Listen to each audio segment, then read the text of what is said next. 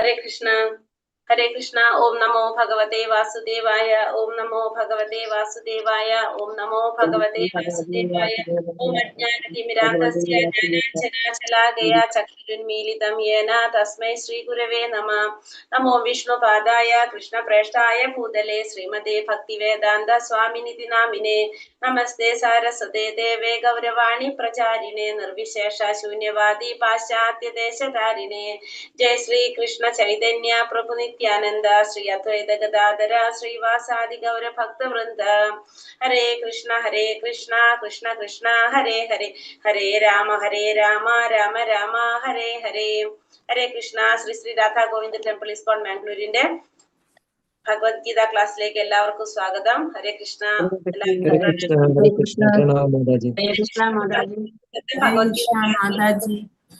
ആറാമത്തെ അധ്യായത്തിൽ എത്തി നിൽക്കാണെന്ന്. ഹരേ കൃഷ്ണ. എല്ലാവർക്കും പ്രണാമം. ആറാമത്തെ അധ്യായം ധ്യാനയോഗം. ഹരേ കൃഷ്ണ മാതാജി. പ്രണാമം. എല്ലാവർക്കും പ്രണാമം. നമ്മളിന്ന് ആറാമത്തെ അധ്യായം ധ്യാനയോഗം ആണ്. അപ്പൊ നമ്മൾ അതിനു മുന്നേ ഇന്നലെ ഒരു അധ്യായം കണ്ടിട്ടുണ്ടായിരുന്നു അല്ലെ? കൃഷ്ണാവബോധത്തിൽ പ്രവർത്തനം, കർമ്മയോഗം, കൃഷ്ണാവബോധത്തിൽ പ്രവർത്തനം. ഇന്നലെ എന്തൊക്കെയാ നമ്മൾ പഠിച്ചത്? അതില് ആത്മസാക്ഷാത്കാരം നേടുന്നതിനാണ് ഭക്തിയുതമായ സേവനം ശ്രേയസ്കരമാണ്. എന്തൊക്കെയാ കണ്ടത് ഇന്നലത്തെ അധ്യായത്തില്? വ്യക്തിക്ക് ഏറ്റവും നല്ല കർമ്മം എന്താണെന്ന് കണ്ടു? ഭക്തമായ സേവനം കർമ്മം അല്ലെ? നമ്മള് ഭാഗവതത്തിലും വായിച്ചത് അത് തന്നെയല്ലേ? ഭാഗവതത്തിലും പറഞ്ഞെന്താണ്? ഭഗവാന്റെ നിത്യദാസന്മാരാണ് നമ്മളെല്ലാവരും. നമ്മള് ഭക്തിയുത സേവനം ചെയ്യുമ്പോഴാണ് നമ്മൾ എന്ത് കിട്ടുന്നത്? നമ്മുടെ ജീവിതത്തിന് പരിപൂർണത വരുന്നത്. നമ്മളിപ്പോ ലാസ്റ്റ് പറഞ്ഞ അവസാനിപ്പിച്ചതല്ലേ? ഭാഗവതം കേട്ടിട്ടുണ്ടാവും നിങ്ങൾ അല്ലെ? നമ്മള് എന്താണ്? സേവനം ചെയ്യുക, ഭക്തിയുത സേവനം ചെയ്യാന്നുള്ളതാണ് നമ്മള് ചെയ്യേണ്ടതായിട്ടുള്ള നമ്മുടെ പരമമായ ധർമ്മം എന്ന് പറയാം നമുക്ക്. ഹരേ കൃഷ്ണ. പിന്നെന്താ കണ്ടത് നമ്മള്?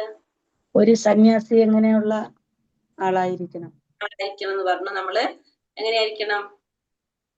കർമ്മത്തിന്റെ ഫലങ്ങളെ ആഗ്രഹിക്കുന്ന, വെറുക്കുകയും ചെയ്യാത്ത വ്യക്തി. കർമ്മത്തിന്റെ ഫലങ്ങൾ ആഗ്രഹിക്കാനും പാടില്ല, വെറുക്കാനും പാടില്ല. പരിത്യജിച്ചതാണ് ഫുള്ള്. പിന്നെ ദ്വന്ദ്ങ്ങളിൽ നിന്ന് മോചനം ലഭിക്കുന്നു.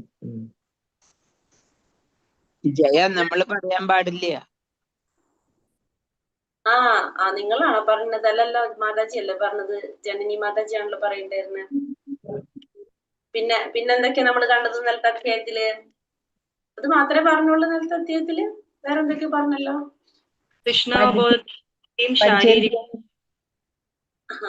കൃഷ്ണാവബോധത്തിലുള്ള വ്യക്തിയും ശാരീരിക ബോധത്തിലുള്ള വ്യക്തിയും എങ്ങനെയായിരിക്കും നമ്മൾ മനസ്സിലാക്കുന്നല്ലോ അല്ലെ? കൃഷ്ണാവബോധത്തിലുള്ള വ്യക്തി ചെയ്യുന്ന കർമ്മങ്ങളെല്ലാം ഭഗവാന്റെ ഇന്ദ്രിയങ്ങളെ സന്തോഷിപ്പിക്കാനായിട്ടായിരിക്കും ചെയ്യുന്നത്. നമ്മൾ ചെയ്യുന്നതെല്ലാം എന്താണ്? നമ്മുടെ ഇന്ദ്രിയങ്ങളെ സന്തോഷിപ്പിക്കാനായിരിക്കും ചെയ്യുന്നത്. എന്നിട്ട് സന്തോഷം കിട്ടുണ്ടാവോ നമുക്ക്? അതും ഉണ്ടാവില്ല അല്ലെ? അതും ഉണ്ടാവില്ല എന്തായാലും. പിന്നെ മുക്തി പഞ്ചേന്ദ്രിയങ്ങൾ കൊണ്ട് ദുഃഖം അനുഭവിക്കുന്നതിന്റെ ഉദാഹരണങ്ങൾ പറഞ്ഞു. അതായത് ഈ ക്വസ്റ്റ്യൻസ് നോക്കിയിട്ടാണ് ഈ പറഞ്ഞോണ്ടിരിക്കുന്നത് അല്ലെ? എല്ലാവരും ക്വസ്റ്റ്യൻസ് നോക്കിയിട്ടാണ് ഈ പറഞ്ഞോണ്ടിരിക്കുന്നത് അല്ലെ? സേവനം ചെയ്യുന്ന വ്യക്തിയുടെ സ്ഥിതി എങ്ങനെയായിരിക്കും കണ്ടു. ഭക്തിയുടെ സേവനം ചെയ്യുന്നവരെങ്ങനെയാണ്? ചെയ്യുന്ന കർമ്മത്തിന്റെ ഫലങ്ങളെല്ലാം ഭഗവാന് സമർപ്പിക്കുന്നത് കൊണ്ട് അതൊന്നും അവരെ ബാധിക്കില്ല. അതിനൊരു നല്ലൊരു ഉപമ ഭഗവാൻ പറഞ്ഞിട്ടുണ്ടായിരുന്നല്ലോ. എന്താണ്? താമരയില വെള്ളത്തിലിട്ടാലും നനയാത്ത പോലെയാണ് ഭക്തിയുടെ സേവനം ചെയ്യുന്നവര്. അത് നമ്മളൊരു കഥ പറഞ്ഞപ്പോ നമുക്കത് ഒന്നുകൂടി ക്ലിയർ ആയിട്ട് മൃഗരാജാവിന്റെ കഥ പറഞ്ഞിട്ടുണ്ടായിരുന്നു അല്ലെ? നമ്മള് പശുദാനം ചെയ്ത കഥ. ഭഗവാനെ സമർപ്പിച്ചുകൊണ്ട് ചെയ്യുന്ന കർമ്മത്തിന്റെ ഫലം നമ്മൾ വിചാരിക്കുന്ന രീതിയിൽ അല്ലെങ്കിൽ തന്നെ നമുക്കത് എന്തുണ്ടാവില്ല, നമുക്കത് സാധിക്കില്ല. പക്ഷെ അല്ലാത്തതാണെങ്കിൽ എന്താണ്? നമ്മളെ കർമ്മത്തിന്റെ ഫലം നമ്മൾ അനുഭവിക്കേണ്ടതായിട്ട് വരാണ് ചെയ്യുന്നത് അല്ലെ? പിന്നെ ബ്രാഹ്മണനെയും പശുവിനെയും ആനയും ചണ്ടലിനെയും സമദൃഷ്ടിയോടെ കാണുന്നവരാണ് യഥാർത്ഥ ജ്ഞാനമുള്ളത്. യഥാർത്ഥ ജ്ഞാനം നേടിയവനാണ് അല്ലെ? യഥാർത്ഥ ജ്ഞാനം നേടിയ വ്യക്തി എല്ലാവരെയും ഒരുപോലെ കാണാനായിട്ട് ആ വ്യക്തിക്ക് സാധിക്കും. മനുഷ്യനായാലും മൃഗങ്ങളായാലും ബ്രാഹ്മണൻ ആരായാലും ചണ്ടാലകുലത്തിൽ പിറന്നവനായാലും സമദൃഷ്ടിയോടെ കാണാനായിട്ട് അങ്ങനെയുള്ളവർക്ക് സാധിക്കും. കാരണം എന്തുകൊണ്ടാണ്? അവർക്കറിയാം ശരിയായ രീതിയിൽ ജ്ഞാനം നേടിയവരാണ് അവര്. അപ്പൊ അവർക്ക് മനസ്സിലാക്കാൻ സാധിക്കും നമ്മളൊരു മനുഷ്യജന്മം, അടുത്ത ജന്മം ചിലപ്പോ നമ്മൾ ആരായിരിക്കാം, മൃഗമായിരിക്കാം, അല്ലെങ്കിൽ അങ്ങനെ പല രീതിയിൽ നമ്മൾ പൂർവ്വജന്മത്തിൽ ചെയ്ത കർമ്മത്തിന്റെ അടിസ്ഥാനത്തിലാണ് ഇതൊക്കെ സംഭവിക്കുന്നതെന്നും എല്ലാവരും ഭഗവാന്റെ അംശമാണ്, എല്ലാവരുടെ ഉള്ളിൽ പരമാത്മാ രൂപത്തിൽ ഭഗവാൻ ഇരിക്കുന്നുണ്ടെന്നുള്ളതും അവർക്ക് അറിയാനായിട്ട് സാധിക്കുന്നുണ്ട്. പിന്നെ വേറെ എന്ത് കണ്ടു നമ്മള്? ബുദ്ധി, മനസ്സ്, വിശ്വാസം, ആശ്രയം എല്ലാം പരമ്പരയിൽ ഉറപ്പിച്ചു നിർത്തുന്ന മുക്തിമാർഗത്തിൽ മുന്നേറുന്നു. നമ്മള് മനസ്സ്, ബുദ്ധി, ആശ്രയം, ബുദ്ധി, വിശ്വാസം. വിശ്വാസം, മനസ്സ്, ബുദ്ധി, വിശ്വാസം, ആശ്രയം. അത് ഭഗവാനിൽ ലഭിച്ചാലാണ് നമുക്ക് എന്ത് സാധിക്കുന്നത്? മുക്തിമാർഗം മുന്നേറാനായിട്ട് സാധിക്കുന്നെന്ന് നമുക്ക് മനസ്സിലായി. പിന്നെ നമുക്ക് ലാസ്റ്റ് ശ്ലോകത്തിൽ മനസ്സിലായതെന്ന് ഭഗവാനെ തത്വത്തിൽ മനസ്സിലാക്കണം. ശരിയായ രീതിയിൽ നമുക്ക് ഭഗവാനെ മനസ്സിലാക്കണം. അതെങ്ങനെയാണെന്ന് നമ്മൾ കണ്ടു. ഭോക്താരം യജ്ഞ തപസാം അല്ലെ, എല്ലാ യജ്ഞങ്ങളുടെയും ഭോക്താവാണ് ഭഗവാൻ. എല്ലാ ദേവന്മാരുടെയും അധിപനാണ് ഭഗവാൻ. എന്ത് കാര്യം ദേവന്മാര് ചെയ്യണ്ടെങ്കിലും ആരുടെ പെർമിഷനോടുകൂടി ചെയ്യാൻ പറ്റുള്ളൂ? ഭഗവാന്റെ പെർമിഷനോടുകൂടി ചെയ്യാനായിട്ട് സാധിക്കുള്ളൂ. ഇപ്പൊ നമ്മള് പ്രധാനമന്ത്രിയുടെ കീഴിൽ കുറെ മന്ത്രിമാരുണ്ടല്ലേ, ആഭ്യന്തര ഉണ്ട്, പിന്നെന്താണ് കുറെ മന്ത്രിമാരില്ലേ, ഹോം മിനിസ്റ്ററും. എല്ലാവരും ചെയ്യുന്നത് എങ്ങനെയാണ്? അപ്പൊ നമ്മള് അവരോട് നമ്മൾ എന്ത് പറഞ്ഞാലും അവർ ആരുടെ നിന്ന് പെർമിഷൻ മേടിക്കണം?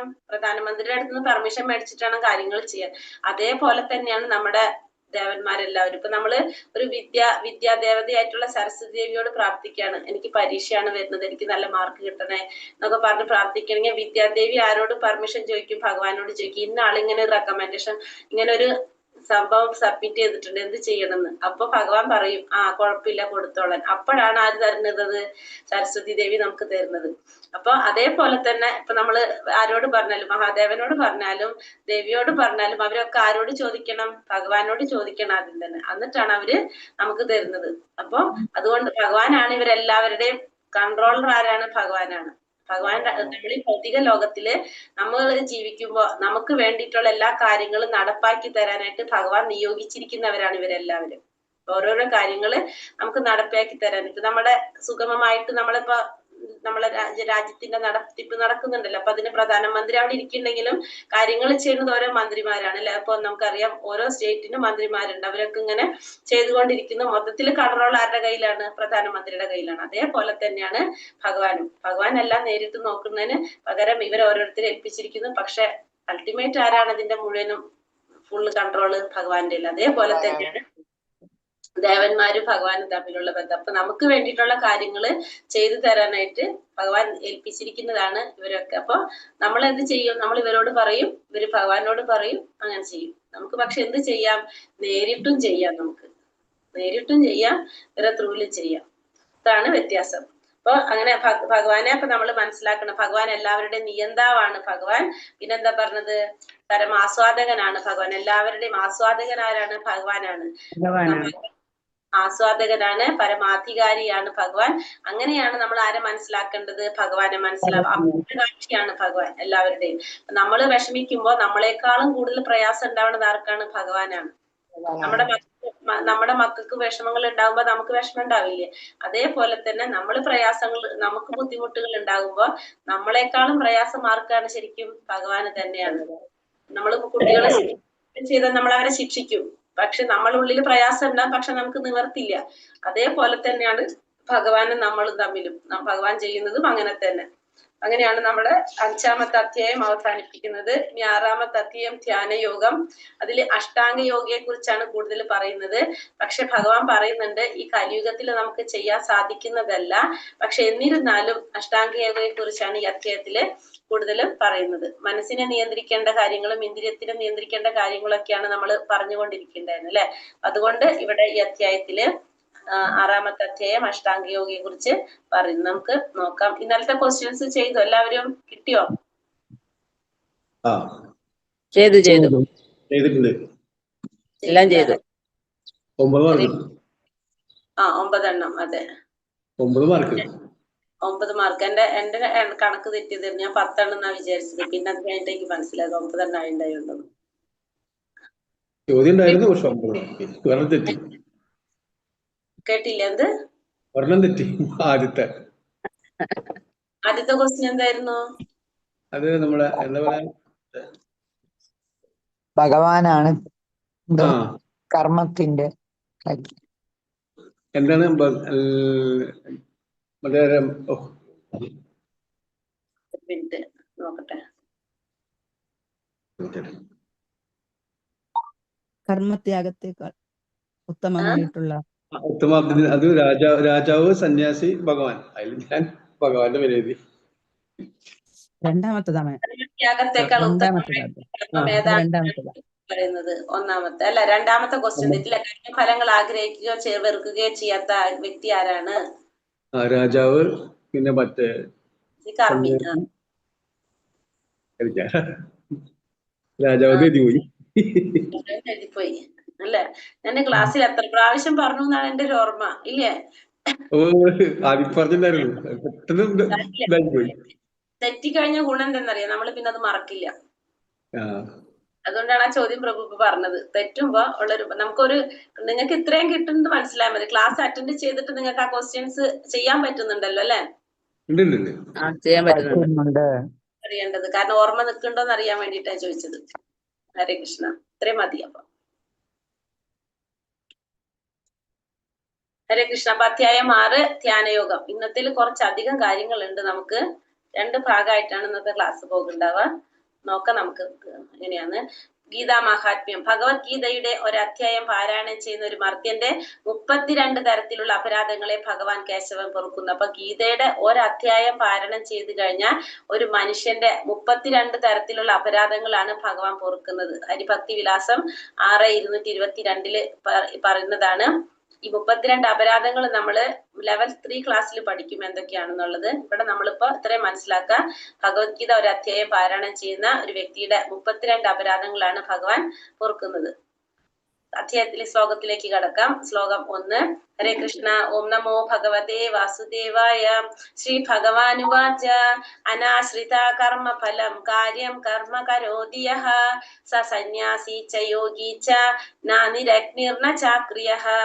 ശ്രീ ഭഗവാൻ പറഞ്ഞു, കർമ്മത്തിന്റെ ഫലത്തിൽ ആസക്തിയില്ലാതെ ധാർമ്മിക ബാധ്യത എന്ന നിലയിൽ കർമ്മം ചെയ്യുന്ന ആളാണ് സന്യാസി. അയാളാണ് യഥാർത്ഥ യോഗിയും, അല്ലാതെ അഗ്നിഹോത്രം ഉപേക്ഷിച്ചവനോ കടമ നിർവഹിക്കാത്തവനോ അല്ല. അപ്പൊ ഭഗവാൻ പറയുന്നത്, കർമ്മത്തിന്റെ ഫലത്തിൽ ആസക്തിയില്ലാതെ, കർമ്മത്തിന്റെ ഫലം നമ്മൾ ആഗ്രഹിക്കാതെ ധാർമ്മികമായ ബാധ്യത, ഇതെന്റെ ധാർമ്മികമായ ഒരു ബാധ്യതയാണ്, ഞാൻ ചെയ്യേണ്ടതാണ് എന്ന് മാത്രം വിചാരിച്ചുകൊണ്ട് കർമ്മം ചെയ്യുന്ന വ്യക്തിയാണ് ആര്? സന്യാസി എന്ന് പറയുന്നത്. അല്ലാതെ അയാളാണ് ആര്? യഥാർത്ഥ യോഗിയും അയാൾ തന്നെയാണ്. അല്ലാതെ അഗ്നിഹോത്രം ഉപേക്ഷിച്ചവനോ, അതായത് അഗ്നിഹോത്രം ഉപേക്ഷിച്ചവൻ എന്ന് പറഞ്ഞാല് ഒരു സന്യാസിക്ക് ഡെയിലി ദിനചര്യകൾ ചെയ്യേണ്ടതായിട്ടുള്ള കുറെ കാര്യങ്ങളുണ്ട്, അത് ഉപേക്ഷിക്കുക, അതിനാണ് അഗ്നിഹോത്രം ഉപേക്ഷിക്കുക. അങ്ങനെ ഉപേക്ഷിച്ചവനോ കടമകൾ നിർവഹിക്കാത്തവനോ അല്ല ആര്? സന്യാസി എന്ന് പറയുന്നത്.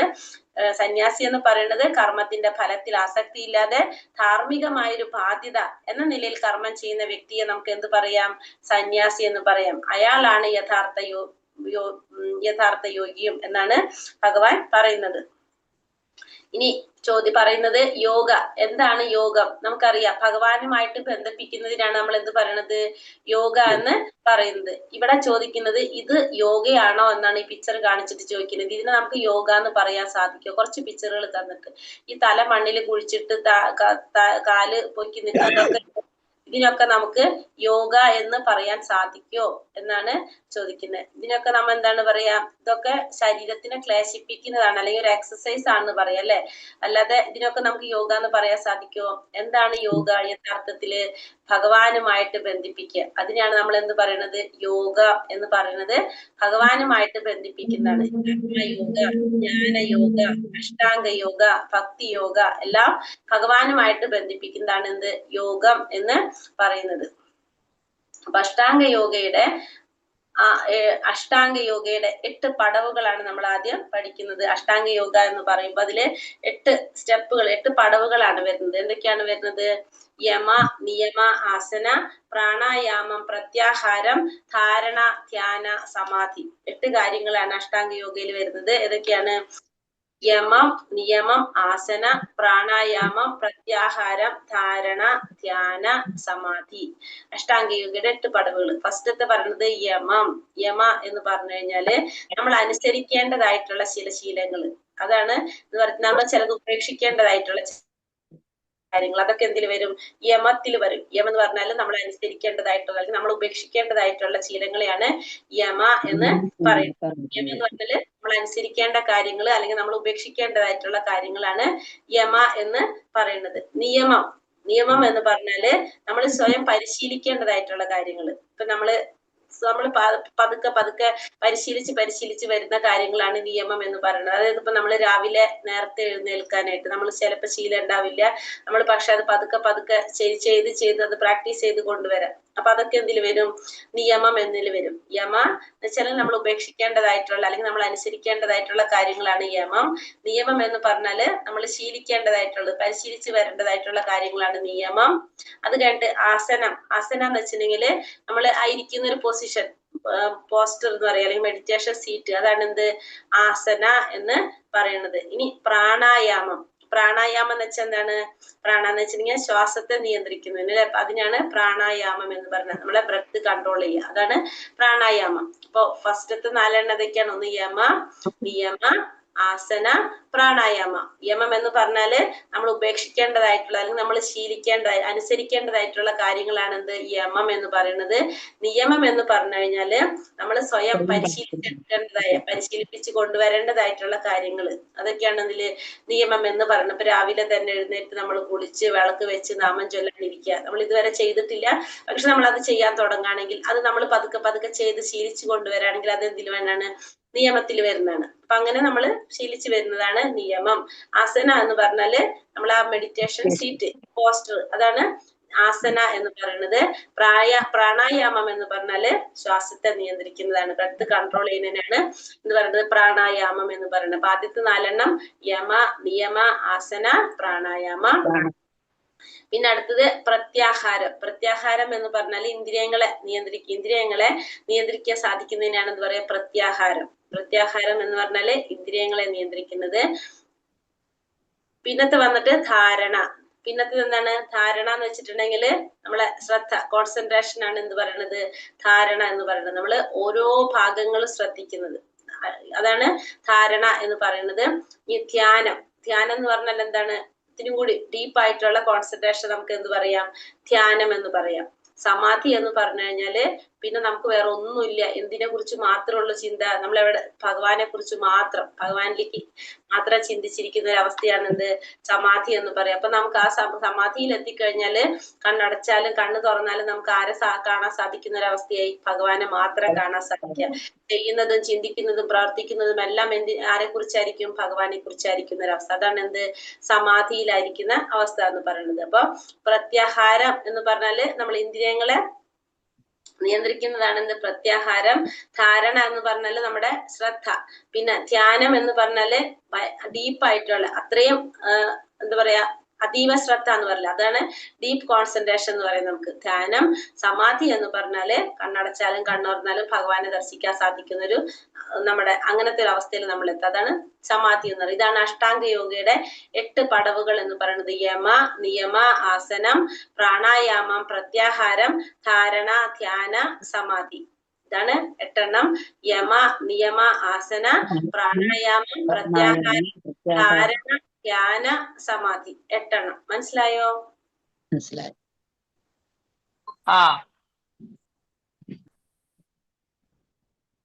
ഇനി നമ്മള് അഷ്ടാംഗ യോഗയുടെ ഉദ്ദേശം ശരിക്കും എന്തിനുള്ളതാണ്? നമുക്ക് മനസ്സിനെ നിയന്ത്രിക്കുക എന്നുള്ളതാണ് ഇതിന്റെ ഒക്കെ ഉദ്ദേശം.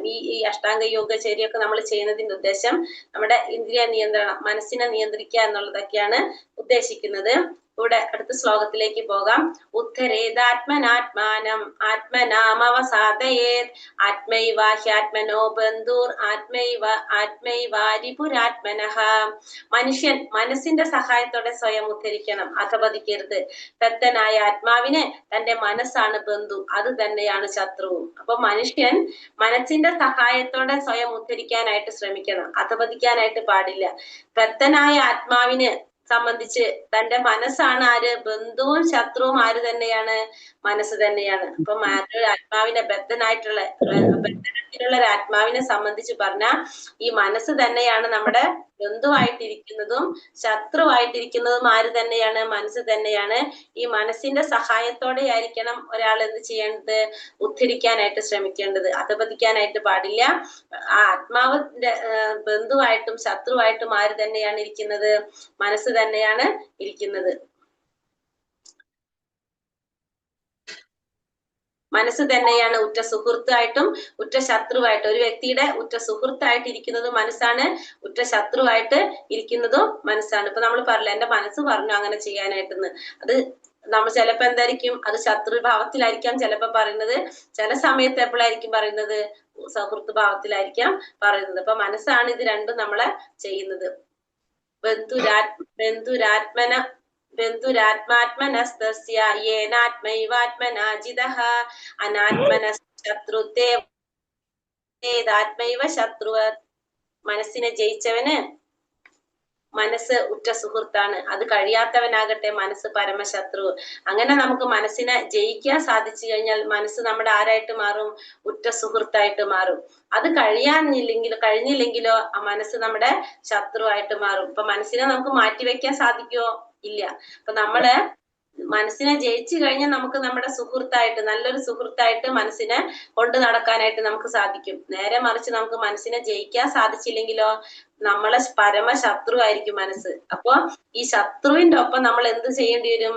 നമ്മുടെ ജീവിതകാലം മുഴുവൻ നമ്മൾ ജീവിക്കേണ്ടി വരും. നമ്മള് ആ മനസ്സിനെ മിത്രമാക്കി കഴിഞ്ഞാൽ നമുക്ക് എന്താണ്? ആ മനസ്സ് നമ്മളുടെ ഒരു സുഹൃത്തായിട്ട് നമുക്ക് മനസ്സിനെ കൊണ്ട് നടക്കാനായിട്ട് നമുക്ക് സാധിക്കും. നമുക്ക് നല്ലൊരു വഴികാട്ടി, നല്ലൊരു സുഹൃത്ത് ഉണ്ടെങ്കിൽ നമുക്ക് എന്താണ്?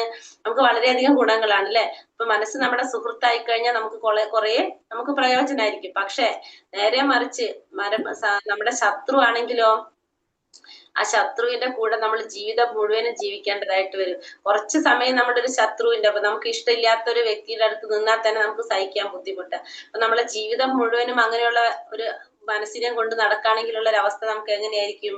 അതുകൊണ്ട് നമ്മൾ എന്ത് ചെയ്യാൻ നോക്കണം? മനസ്സിനെ നമ്മുടെ സുഹൃത്താക്കി മാറ്റാനാണ് ശ്രമിക്കേണ്ടത്. ജിതാത്മന പ്രശാന്തസ്യ പരമാത്മാ സമാഹിതഃ ശീതോഷ്ണ സുഖ ദുഃഖേഷു തഥാ പാനാപമാനയോ. മനസ്സിനെ കീഴടക്കിയവൻ ശാന്തി നേടുകയാൽ പരമാത്മാവിനെ പ്രാപിച്ചു കഴിഞ്ഞു. അങ്ങനെയുള്ള ഒരാൾക്ക് തണുപ്പും ചൂടും സുഖവും ദുഃഖവും മാനവും അപമാനവും എല്ലാം ഒന്നുപോലെയായിരിക്കും. അപ്പൊ മനസ്സിനെ കീഴടക്കാൻ സാധിച്ചു കഴിഞ്ഞാൽ നമുക്ക് എന്ത് സാധിക്കും? ശാന്തി നേടാൻ സാധിക്കും, പരമാത്മാവിനെ പ്രാപിക്കാനായിട്ട് സാധിക്കും മനസ്സിനെ കീഴടക്കി കഴിഞ്ഞിട്ടുണ്ടെങ്കിൽ. അങ്ങനെയുള്ള ഒരാളെ സംബന്ധിച്ച് തണുപ്പ് വന്നാലും ചൂട് വന്നാലും സുഖം വന്നാലും ദുഃഖം വന്നാലും ഒരാൾ മാനിച്ചാലും അപമാനിച്ചാലും എല്ലാം ഒരുപോലെ തന്നെ ആയിരിക്കും ആർക്ക് അനുഭവപ്പെടുന്നത്? മനസ്സിനെ കീഴടക്കിയ വ്യക്തിക്ക് അനുഭവപ്പെടുന്നത്. മനസ്സിനെ കീഴടക്കിയ വ്യക്തിയെ സംബന്ധിച്ച് ഒന്നിനോടും എന്തുണ്ടാവില്ല? ഒന്നിനോടും ഒരു ആകർഷണമില്ല. അത് സ്വാഭാവികമായിട്ട് ഇപ്പൊ തണുപ്പായാലും ചൂടായാലും സുഖമായാലും ദുഃഖമായാലും മാനിച്ചാലും അപമാനിച്ചാലും എല്ലാത്തിനും ഒരുപോലെ സമഭാവനയോടെ കാണാൻ ആർക്ക് സാധിക്കും? മനസ്സിനെ കീഴടക്കിയ ഒരു വ്യക്തിക്ക്. അതായത് യാതൊരു വിധത്തിലുള്ള പ്രലോഭനങ്ങളിലോ യാതൊരു വിധത്തിലുള്ള ഒന്നിലും ആര് വീഴില്ല? ഈ മനസ്സിനെ കീഴടക്കിയ വ്യക്തി വീഴില്ല. ഒന്നും അവരെ അന്ന് ചെയ്യുന്നില്ല. ഒന്നിനും അവരെ കീഴടക്കാനായിട്ട് സാധിക്കില്ല മനസ്സിനെ കീഴടക്കി കഴിഞ്ഞാല്. ജ്ഞാന വിജ്ഞാന തൃപ്താത്മാ കുടസ്ഥോ വിജിതേന്ദ്രിയഃ യുക്ത ഇത്യുച്യതേ യോഗി സമലോഷ്ടാശ്മ കാഞ്ചനഃ. ജ്ഞാനം കൊണ്ടും സാക്ഷാത്കാരം കൊണ്ടും തികച്ചും സംതൃപ്തനായ ഒരാളെ ആത്മസാക്ഷാത്കാര നിഷ്ഠനായ യോഗി എന്ന് പറയാം. ആത്മസംയമിയായ അയാൾ അഭൗതികതയിൽ സ്ഥിതി ചെയ്യുന്നതുകൊണ്ട് അയാളുടെ ദൃഷ്ടിയിൽ കല്ലും മണ്ണും സ്വർണവും എല്ലാം ഒന്നുപോലെ തന്നെയായിരിക്കും. ഇപ്പൊ ജ്ഞാനം കൊണ്ടും സാക്ഷാത്കാരം കൊണ്ടും തികച്ചും സംതൃപ്തനായിട്ടുള്ള ഒരു വ്യക്തിയെ നമുക്ക് എന്തെന്ന് പറയാം? ആത്മസാക്ഷാത്കാര നിഷ്ഠനായിട്ടുള്ള യോഗി എന്ന് പറയാനായിട്ട് സാധിക്കും. ആത്മസംയമിയായ ആ വ്യക്തി അഭൗതികയിലാണ് സ്ഥിതി ചെയ്യുന്നത്. കാരണം സ്വാഭാവികമായിട്ടും ആത്മസാക്ഷാത്കാരം നേടിയ വ്യക്തിയാണ്. അപ്പൊ ആ വ്യക്തി എങ്ങനെയാണ്? ഭൗതികതയ്ക്ക് അപ്പുറത്താണ് ആ വ്യക്തി സ്ഥിതി ചെയ്യുന്നത്, അഭൗതികതയിലാണ് ആ വ്യക്തി സ്ഥിതി ചെയ്യുന്നത്. അപ്പൊ അങ്ങനെയുള്ള ഒരാളുടെ ദൃഷ്ടിയില് കല്ലും മണ്ണും സ്വർണവും എല്ലാം എങ്ങനെയായിരിക്കും? ഒരേപോലെ ആയിരിക്കും കാണപ്പെടുന്നത്. കാരണം ആ വ്യക്തി അഭൗതികതയിൽ സ്ഥിതി ചെയ്യുന്ന വ്യക്തിയാണ്. എല്ലാറ്റിനെയും ഒരുപോലെ സമഭാവനയോടെ കാണാനായിട്ട് ആ വ്യക്തിക്ക് സാധിക്കും. അപ്പൊ അങ്ങനെയുള്ള കാരണം കൊണ്ട് തന്നെ കല്ലായാലും മണ്ണായാലും സ്വർണമായാലും ആ വ്യക്തിയെ സംബന്ധിച്ച് എന്താണ്? ഒരേപോലെ ആയിരിക്കും കാണുന്നത്. എങ്ങനെയുള്ളവർക്കാണ്? ആത്മസാക്ഷാത്കാരനിഷ്ഠനായിട്ടുള്ള വ്യക്തിക്ക്, ആത്മസാക്ഷാത്കാരം നേടിയ വ്യക്തിക്ക്, ഭൗതികതയ്ക്ക് അപ്പുറം സ്ഥിതി ചെയ്യുന്ന വ്യക്തിക്ക്. ഭൗതികതയിലുള്ളവർക്കാണ് എന്ത് വരുന്നത്? ആഗ്രഹങ്ങൾ വരുന്നത്. സ്വർണത്തിനോട് ആഗ്രഹം വരുന്നത്. അപ്പൊ ഇത് കല്ലാണ്, ഇത് മണ്ണാണ്, ഇത് സ്വർണ്ണാണ്. കാരണം എന്തുകൊണ്ടാണ്? നമുക്ക് അതിനോട് ആഗ്രഹമാണ്. അതുകൊണ്ടാണ് നമുക്കത് വേർതിരിച്ച് നമ്മളത് അതേ രീതിയിൽ മനസ്സിലാക്കി നമ്മൾ എടുക്കാനായിട്ട് ശ്രമിക്കുന്നത്. പക്ഷേ ആത്മസംയമിയായിട്ടുള്ള ഒരു വ്യക്തി, ആത്മസാക്ഷാത്കാരം നേടിയ വ്യക്തിക്ക് ഇതെല്ലാത്തിനെയും ഒരേപോലെ കാണാനായിട്ട് ആ വ്യക്തിക്ക് സാധിക്കും. കൃഷ്ണാവബോധത്തിന്റെ ശാസ്ത്രമാണ് ഭഗവത്ഗീത. ലൗകിക പാഠ്യത്തെ കൊണ്ട് ആർക്കും കൃഷ്ണാവബോധം ഉദിക്കില്ല. അതിന് വിശുദ്ധ പ്രജ്ഞനായ ഒരാളുമായി സഹവസിക്കാനുള്ള ഭാഗ്യം ഉണ്ടാകണം. കൃഷ്ണന്റെ കരുണ മൂലം ജ്ഞാനത്തെ സാക്ഷാത്കരിച്ച ആളാണ് കൃഷ്ണാവബോധമാർന്ന ഭക്തൻ. ശുദ്ധ ഭക്തിപൂർവമായ സേവനത്താൽ തൃപ്തനാണ് അയാൾ. ജ്ഞാന സാക്ഷാത്കാരം ഒരാളെ പൂർണ്ണതയിൽ എത്തിക്കുന്നു. അപ്പൊ കൃഷ്ണാവബോധത്തിന്റെ ശാസ്ത്രം അതാണ് എന്ത്? ഭഗവത്ഗീത എന്ന് പറഞ്ഞാല് കൃഷ്ണ അവബോധത്തിന്റെ ശാസ്ത്രം. ഭഗവാനെ കുറിച്ചുള്ള ഒരു അവബോധം എല്ലാവരിലേക്കും എത്തിക്കുന്നതാണ് എന്ത്? കൃഷ്ണാവബോധം എന്ന് പറയുന്നത്. അതിന്റെ ശാസ്ത്രമാണ് എന്ത്? ഭഗവത്ഗീത. ഭഗവത്ഗീതയിലെ ഓരോ താളിലും ആരെ കുറിച്ചാണ് പറയണത്? പരമദിവ്യോത്തമ പുരുഷനായ ഭഗവാൻ ശ്രീകൃഷ്ണനെ കുറിച്ചാണ് ഓരോ താളിലും പറയുന്നത്. ഭഗവാനെ കുറിച്ച് ഭഗവാനാണ് ഈ പറയുന്നതെല്ലാം തന്നെ. അപ്പൊ ഇത് നമുക്ക് എന്തുകൊണ്ട് മനസ്സിലാക്കാനോ നമുക്ക് അതുണ്ടാവില്ല? ലൗകികമായ പാണ്ഡിത്യം കൊണ്ട് ആർക്കും കൃഷ്ണാവബോധം ഉദിക്കില്ല. കൃഷ്ണാവബോധം നമുക്ക് ഭൗതികമായിട്ടുള്ള രീതിയിൽ നമ്മൾ എന്തൊക്കെ പഠിച്ചാലും എത്ര ക്വാളിഫൈഡ് ആണെന്ന് പറഞ്ഞാലും അതുകൊണ്ട് നമുക്ക് എന്തുണ്ടാവില്ല? കൃഷ്ണാവബോധം ഉദിക്കില്ല. അതിനെന്ത് വേണം? വിശുദ്ധ പ്രജ്ഞനായിട്ടുള്ള ഒരാളുമായിട്ട് സഹവസിക്കാനുള്ള ഭാഗ്യം ഉണ്ടാകണം. കാരണം നമ്മൾ പറഞ്ഞല്ലേ, ഭഗവത്ഗീത ഭാഗവതം പോലുള്ള ഗ്രന്ഥങ്ങളൊക്കെ നമുക്ക് മനസ്സിലാക്കണമെങ്കിൽ അതിനൊരാര് വേണം? ഒരു ഗുരു വേണം നമുക്ക്. വിശുദ്ധ പ്രജ്ഞനായിട്ടുള്ള ഒരു വ്യക്തി, അത്രയും ശുദ്ധനായിട്ടുള്ള ഒരു വ്യക്തിയിൽ നിന്നായിരിക്കണം എന്ത് മനസ്സിലാക്കേണ്ടത്? ഭഗവത്ഗീത ഭാഗവതം പോലുള്ള ഗ്രന്ഥങ്ങളൊക്കെ നമ്മൾ മനസ്സിലാക്കണം. അങ്ങനെയുള്ള വ്യക്തികളായിട്ടുള്ള സഹവസിക്കാനുള്ള ഭാഗ്യം നമുക്ക് ഉണ്ടായിരിക്കണം. കൃഷ്ണന്റെ കരുണ മൂലം ജ്ഞാനത്തെ സാക്ഷാത്കരിച്ച വ്യക്തിയാണ് ആര്? യഥാർത്ഥ കൃഷ്ണാവബോധം മാറുന്ന ഭക്തൻ. അപ്പൊ ഭഗവാന്റെ കാരുണ്യം കൊണ്ട് ആ ജ്ഞാനത്തെ, ഭഗവാനെ കുറിച്ചുള്ള പരമമായ സത്യം മനസ്സിലാക്കുന്ന, അതിനെ സാക്ഷാത്കരിക്കാൻ സാധിക്കുന്ന വ്യക്തിയാണ് ആര്? കൃഷ്ണാവബോധം മാറുന്ന ഭക്തൻ എന്ന് പറയുന്നത്. ഒരു ശുദ്ധ ഭക്തന്റെ സാന്നിധ്യത്തിലൂടെയാണ് നമുക്ക് ഇതൊക്കെ മനസ്സിലാക്കാനായിട്ട് സാധിക്കുന്നത്. അതിനുള്ള ഭാഗ്യം നമുക്ക് ഉണ്ടാകേണ്ടതാണ്. ശുദ്ധ ഭക്തിപൂർവകമായ സേവനത്താൽ സംതൃപ്തനാണ് അയാൾ. ജ്ഞാന സാക്ഷാത്കാരം ഒരാളെ പരിപൂർണതയിൽ എത്തിക്കുക. അപ്പൊ ഒരു വ്യക്തിയെ പൂർണ്ണതയിലേക്ക് എത്തിക്കുന്നത് എപ്പോഴാണ്?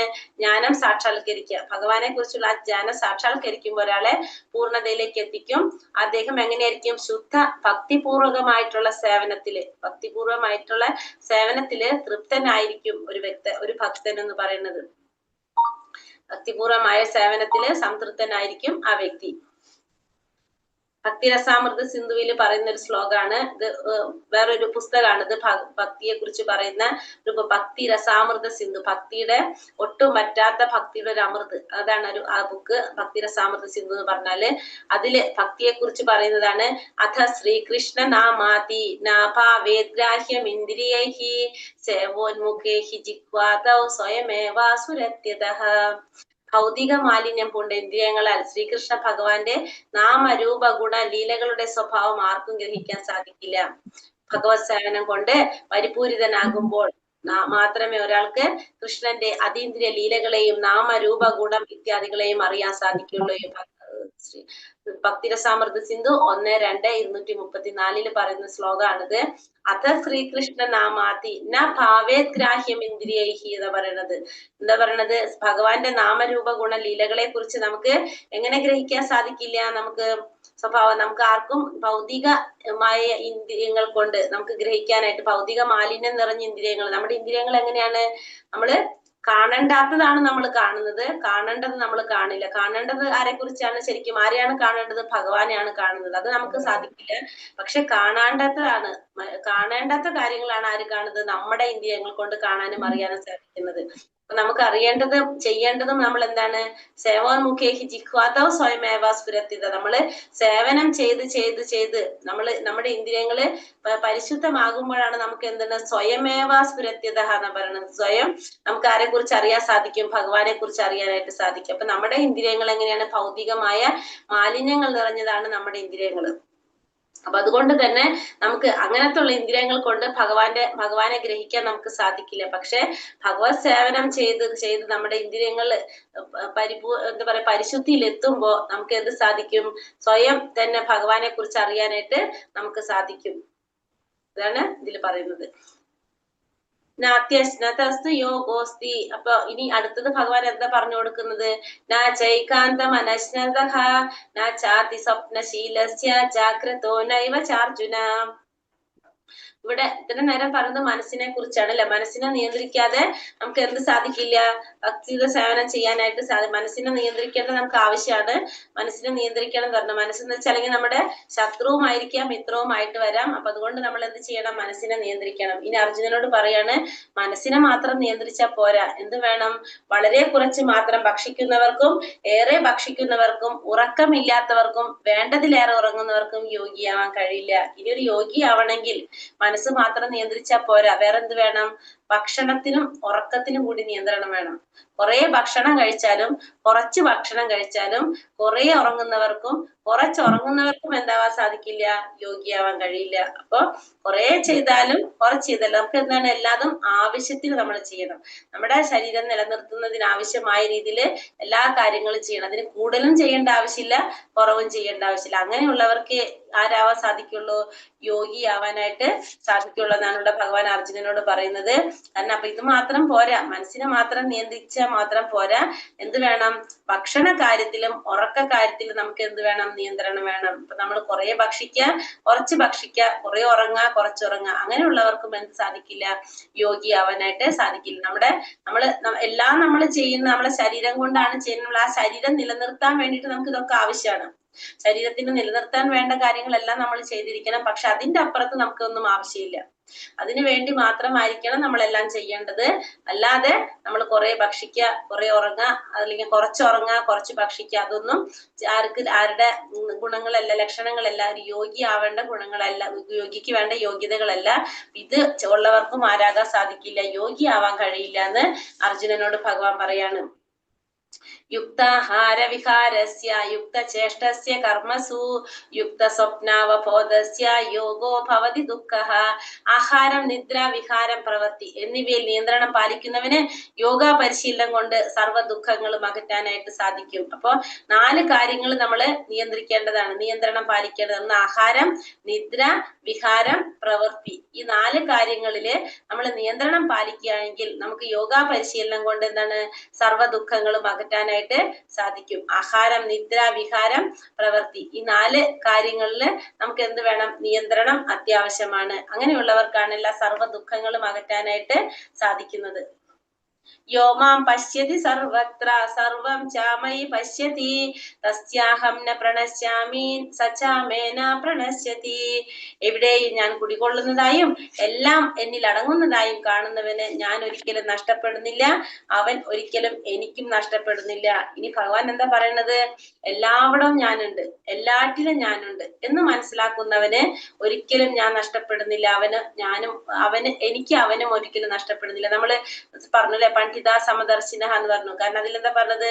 എല്ലാവരിലും ആരുണ്ട്? ഭഗവാനുണ്ട് എന്ന് മനസ്സിലാക്കുന്നവനാണ്. അപ്പൊ ഇവിടെ പറയുന്നത് എന്താണ്? അത് തന്നെ പറയണത്, എല്ലാവിടും എവിടെയും ഞാൻ കുടികൊള്ളുന്നതായും എല്ലാം എന്നിൽ അടങ്ങുന്നതായും കാണുന്നവന്, ഞാൻ ചുറ്റും ഞാനുണ്ട്, പിന്നെ എല്ലാം എന്നിലാണ് അടങ്ങുന്നത് എന്ന് മനസ്സിലാക്കുന്നവന് ഒരിക്കലും ഞാൻ നഷ്ടപ്പെടുന്നില്ല, മാത്രമല്ല എനിക്ക് അവനും നഷ്ടപ്പെടുന്നില്ല. അപ്പൊ എപ്പോഴും എന്ത് ചെയ്തുകൊണ്ടിരിക്കും? കാത്തു സൂക്ഷിച്ചു കൊണ്ട് നടക്കുന്ന പോലെ ഇങ്ങനെ ചേർത്ത് പിടിച്ചു കൊണ്ടുപോയിക്കൊണ്ടിരിക്കും. ഭഗവാനെ കുറിച്ച് മനസ്സിലാക്കി കഴിഞ്ഞാൽ, എവിടെയും ഞാൻ കുടികൊള്ളുന്നുണ്ട്, എല്ലാം എന്നിൽ അടങ്ങുന്നുണ്ട് എന്ന് മനസ്സിലാക്കി കഴിഞ്ഞാൽ, കാരണം ഭഗവാനിൽ വിശ്വസിക്കുമ്പോഴാണ് നമ്മള് ഹരേ കൃഷ്ണ. ഭഗവാനിൽ വിശ്വസിക്കുമ്പോഴാണ് വിശ്വാസം വരുമ്പോഴാണ് നമ്മൾ എന്ത് ചെയ്യുന്നത്? ഭഗവാനെ കുറിച്ച് കൂടുതൽ അറിയാനായിട്ട് നമ്മൾ ആഗ്രഹിക്കുന്നത്, ഭഗവാനെ കുറിച്ച് കൂടുതൽ അറിയാൻ ശ്രമിക്കുന്നത്, ഭഗവാന്റെ നാമം ജപിച്ച് നമ്മൾ നാമജപം കൂട്ടിക്കൊണ്ടുവരും. ഇതൊക്കെ നമ്മൾ ചെയ്യുന്നത് എന്താണ്? എത്രത്തോളം നമ്മൾ ഭഗവാനെ കുറിച്ച് അറിയാനായിട്ട് ആഗ്രഹിക്കുന്നു അത്രത്തോളം നമുക്ക് അതിനുള്ള അവസരങ്ങൾ ഉണ്ടാക്കിക്കൊണ്ടിരിക്കും. അങ്ങനെ ചെയ്യുന്തോറും ഭഗവാനെ കുറിച്ച് കൂടുതൽ അറിഞ്ഞുകൊണ്ടിരിക്കും. എന്നിട്ടും നമ്മൾ എന്തെങ്കിലും സാഹചര്യങ്ങളിൽ ഇപ്പൊ നമ്മൾ ഭഗവാനിൽ നിന്ന് മാറിപ്പോയി എന്ന് വിചാരിക്കും. പക്ഷെ എന്നാലും നമ്മൾ വീണ്ടും തിരിഞ്ഞ് എങ്ങോട്ട് തന്നെ വരും? ഇതിലേക്ക് തന്നെ വരും. അപ്പൊ അത് തന്നെയാണ് പറയുന്നത്, എല്ലാവരും എന്നിൽ കുടികൊള്ളുന്നതായും എല്ലാം എന്നിൽ അടങ്ങുന്നതായും മനസ്സിലാക്കുന്നവൻ ഒരിക്കലും ഞാൻ നഷ്ടപ്പെടുന്നില്ല, എനിക്ക് അവനും നഷ്ടപ്പെട്ടു പോകുന്നില്ല എന്നാണ് പറഞ്ഞത്. അപ്പൊ എത്ര നമ്മൾ തിരിഞ്ഞു പോയാലും പിന്നെ നമ്മൾ എവിടേക്ക് തന്നെ എത്തിക്കൊണ്ടിരിക്കും? നമ്മൾ ഇതിലേക്ക് തന്നെ വീണ്ടും നമ്മൾ എത്തിക്കൊണ്ടിരിക്കുന്നത് മനസ്സിലാക്കുക. കാരണം ഭഗവാൻ നമ്മളെ ചേർത്ത് പിടിക്കുന്നു അറിയില്ലേ? ഒരു പ്രാവശ്യം നമ്മൾ അത് ചെയ്തു കഴിഞ്ഞാൽ പിന്നെ എന്തെങ്കിലും സാഹചര്യങ്ങൾ നമുക്ക് ഉണ്ടായാലും വീണ്ടും നമ്മളെ ഭഗവാൻ കൂടെ പിടിച്ചുകൊണ്ടേയിരിക്കും. അപ്പൊ അതുകൊണ്ട് അങ്ങനെയുള്ളവർക്ക് ഭഗവാനും നഷ്ടപ്പെടില്ല, ഭഗവാന് അവര് നഷ്ടപ്പെട്ടു പോകുന്നില്ല. കൃഷ്ണാവബോധം ഉദിച്ചൊരു വ്യക്തി ഭഗവാനെ എവിടെയും ദർശിക്കുന്നു, എല്ലാം കൃഷ്ണനിൽ അധിവസിക്കുന്നു എന്ന് കാണുന്നു. അങ്ങനെയുള്ള ഒരു വ്യക്തി ഭൗതിക പ്രകൃതിയുടെ ആവിഷ്കാരങ്ങളെല്ലാം കൃഷ്ണ ശക്തിയുടേതാണെന്ന് മനസ്സിലാക്കുന്നു. അതിനാൽ അവ ഓരോന്ന് കാണുമ്പോഴും അയാൾ കൃഷ്ണനെ കുറിച്ച് ബോധവാനാണ്. കൃഷ്ണനെ കൂടാതെ ഒന്നിനും നിലനിൽക്കാനാവില്ല, കൃഷ്ണനാണ് എല്ലാറ്റിന്റെയും നാഥൻ. ഇതാണ് കൃഷ്ണാവബോധത്തിന്റെ മൗലിക സിദ്ധാന്തം. അപ്പൊ കൃഷ്ണാവബോധം ഉദിച്ചൊരു വ്യക്തിക്ക് ഭഗവാനെ എവിടെയും ദർശിക്കാനായിട്ട് സാധിക്കും. കൃഷ്ണാവബോധം ഉദിച്ചൊരു വ്യക്തി എന്താണ്? എല്ലാവരിലും ഭഗവാനെ കാണും, എല്ലാറ്റിലും ഭഗവാനെ കാണും, ചുറ്റും ഭഗവാനെ കാണാൻ ആർക്ക് സാധിക്കും? കൃഷ്ണാവബോധം ഉദിച്ചൊരു വ്യക്തിക്ക് സാധിക്കും. എല്ലാം കൃഷ്ണനിൽ അധിവസിക്കുന്നു എന്നും അദ്ദേഹത്തിന് മനസ്സിലാക്കാനായിട്ട് സാധിക്കും. അങ്ങനെയുള്ള ഒരു വ്യക്തി ഭൗതികതയുടെ ആവിഷ്കാരങ്ങളെല്ലാം കൃഷ്ണശക്തിയുടേതാണെന്ന് മനസ്സിലാക്കുക. അപ്പൊ അങ്ങനെയുള്ള ഒരു വ്യക്തിക്ക് എന്തറിയാൻ പറ്റും? ഈ ഭൗതിക പ്രകൃതിയിൽ കാണുന്ന എല്ലാ ആവിഷ്കാരങ്ങളും ആരുടെയാണ്?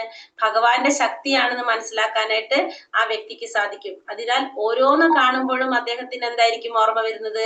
ഭഗവാനെ കുറിച്ചായിരിക്കും ഓർമ്മ വരുന്നത്. ഓരോന്ന് കാണുമ്പോഴും ഭഗവാനെ കുറിച്ചായിരിക്കും ആ വ്യക്തി ചിന്തിക്കുന്നത്. കൃഷ്ണനെ കൂടാതെ ഒന്നിനും നിലനിൽക്കാനാവില്ല, കൃഷ്ണനാണ് എല്ലാത്തിന്റെയും നാഥൻ. ഇതാണ് കൃഷ്ണാവബോധത്തിന്റെ മൗലിക സിദ്ധാന്തം. അപ്പൊ കൃഷ്ണാവബോധത്തില് പറയുന്ന സിദ്ധാന്തം എന്താണ് പറയുന്നത്? ഭഗവാൻ ഇല്ലാതെ ഒന്നിനും നിലനിൽക്കാനായിട്ട് സാധിക്കില്ല, എല്ലാത്തിന്റെയും നാഥൻ ആരാണ്? ഭഗവാനാണ്. അതാണ് കൃഷ്ണാവബോധത്തിന്റെ മൗലികമായ സിദ്ധാന്തം. അടിസ്ഥാന തത്വം എന്ന് പറയുന്നത് ഭഗവാനാണ് എല്ലാറ്റിനും, എല്ലാതും ഭഗവാനുമായിട്ട് ബന്ധപ്പെട്ട് തന്നെയാണ് നിൽക്കുന്നത്. ഭഗവാനുമായിട്ട് ബന്ധപ്പെടാതെ യാതൊന്നും തന്നെ ഇല്ല എന്നുള്ളതാണ് കൃഷ്ണാവബോധത്തിന്റെ അടിസ്ഥാന തത്വം. പ്രേമാഞ്ജന ചുരിത ഭക്തി വിലോചനേന സന്താ സദൈവ ഹൃദയേഷു വിലോകയന്തി യം ശ്യാമസുന്ദരമചിന്യ ഗുണസ്വരൂപം ഗോവിന്ദമാദിപുരുഷം തമഹം ഭജാമി. ഭക്തന്റെ പ്രേമാഞ്ജനം എഴുതിയ കണ്ണുകൾക്ക് എപ്പോഴും ദൃശ്യനായിട്ടുള്ള ആദി പുരുഷനായ ഗോവിന്ദനെ ഞാൻ ഭജിക്കുന്നു. ഭക്ത ഹൃദയത്തിലെത്രേ തന്റെ ശാശ്വതമായ ശ്യാമസുന്ദര രൂപത്തിൽ ഭഗവാൻ വാഴുന്നത്. ഇവിടെ ഭക്തന്റെ ഇതെന്തിൽ നിന്നാണ് ആരാണ് സ്തുതിച്ചത്? ആരെയാണെന്ന് അറിയാവോ? ബ്രഹ്മസംഹിതയിൽ പറയുന്നതാണ് കേട്ടോ. ബ്രഹ്മാവിന്റെ സ്തുതികളാണ് ഭഗവാനെ കുറിച്ച് ബ്രഹ്മാവ് പറയുന്നതാണിത്.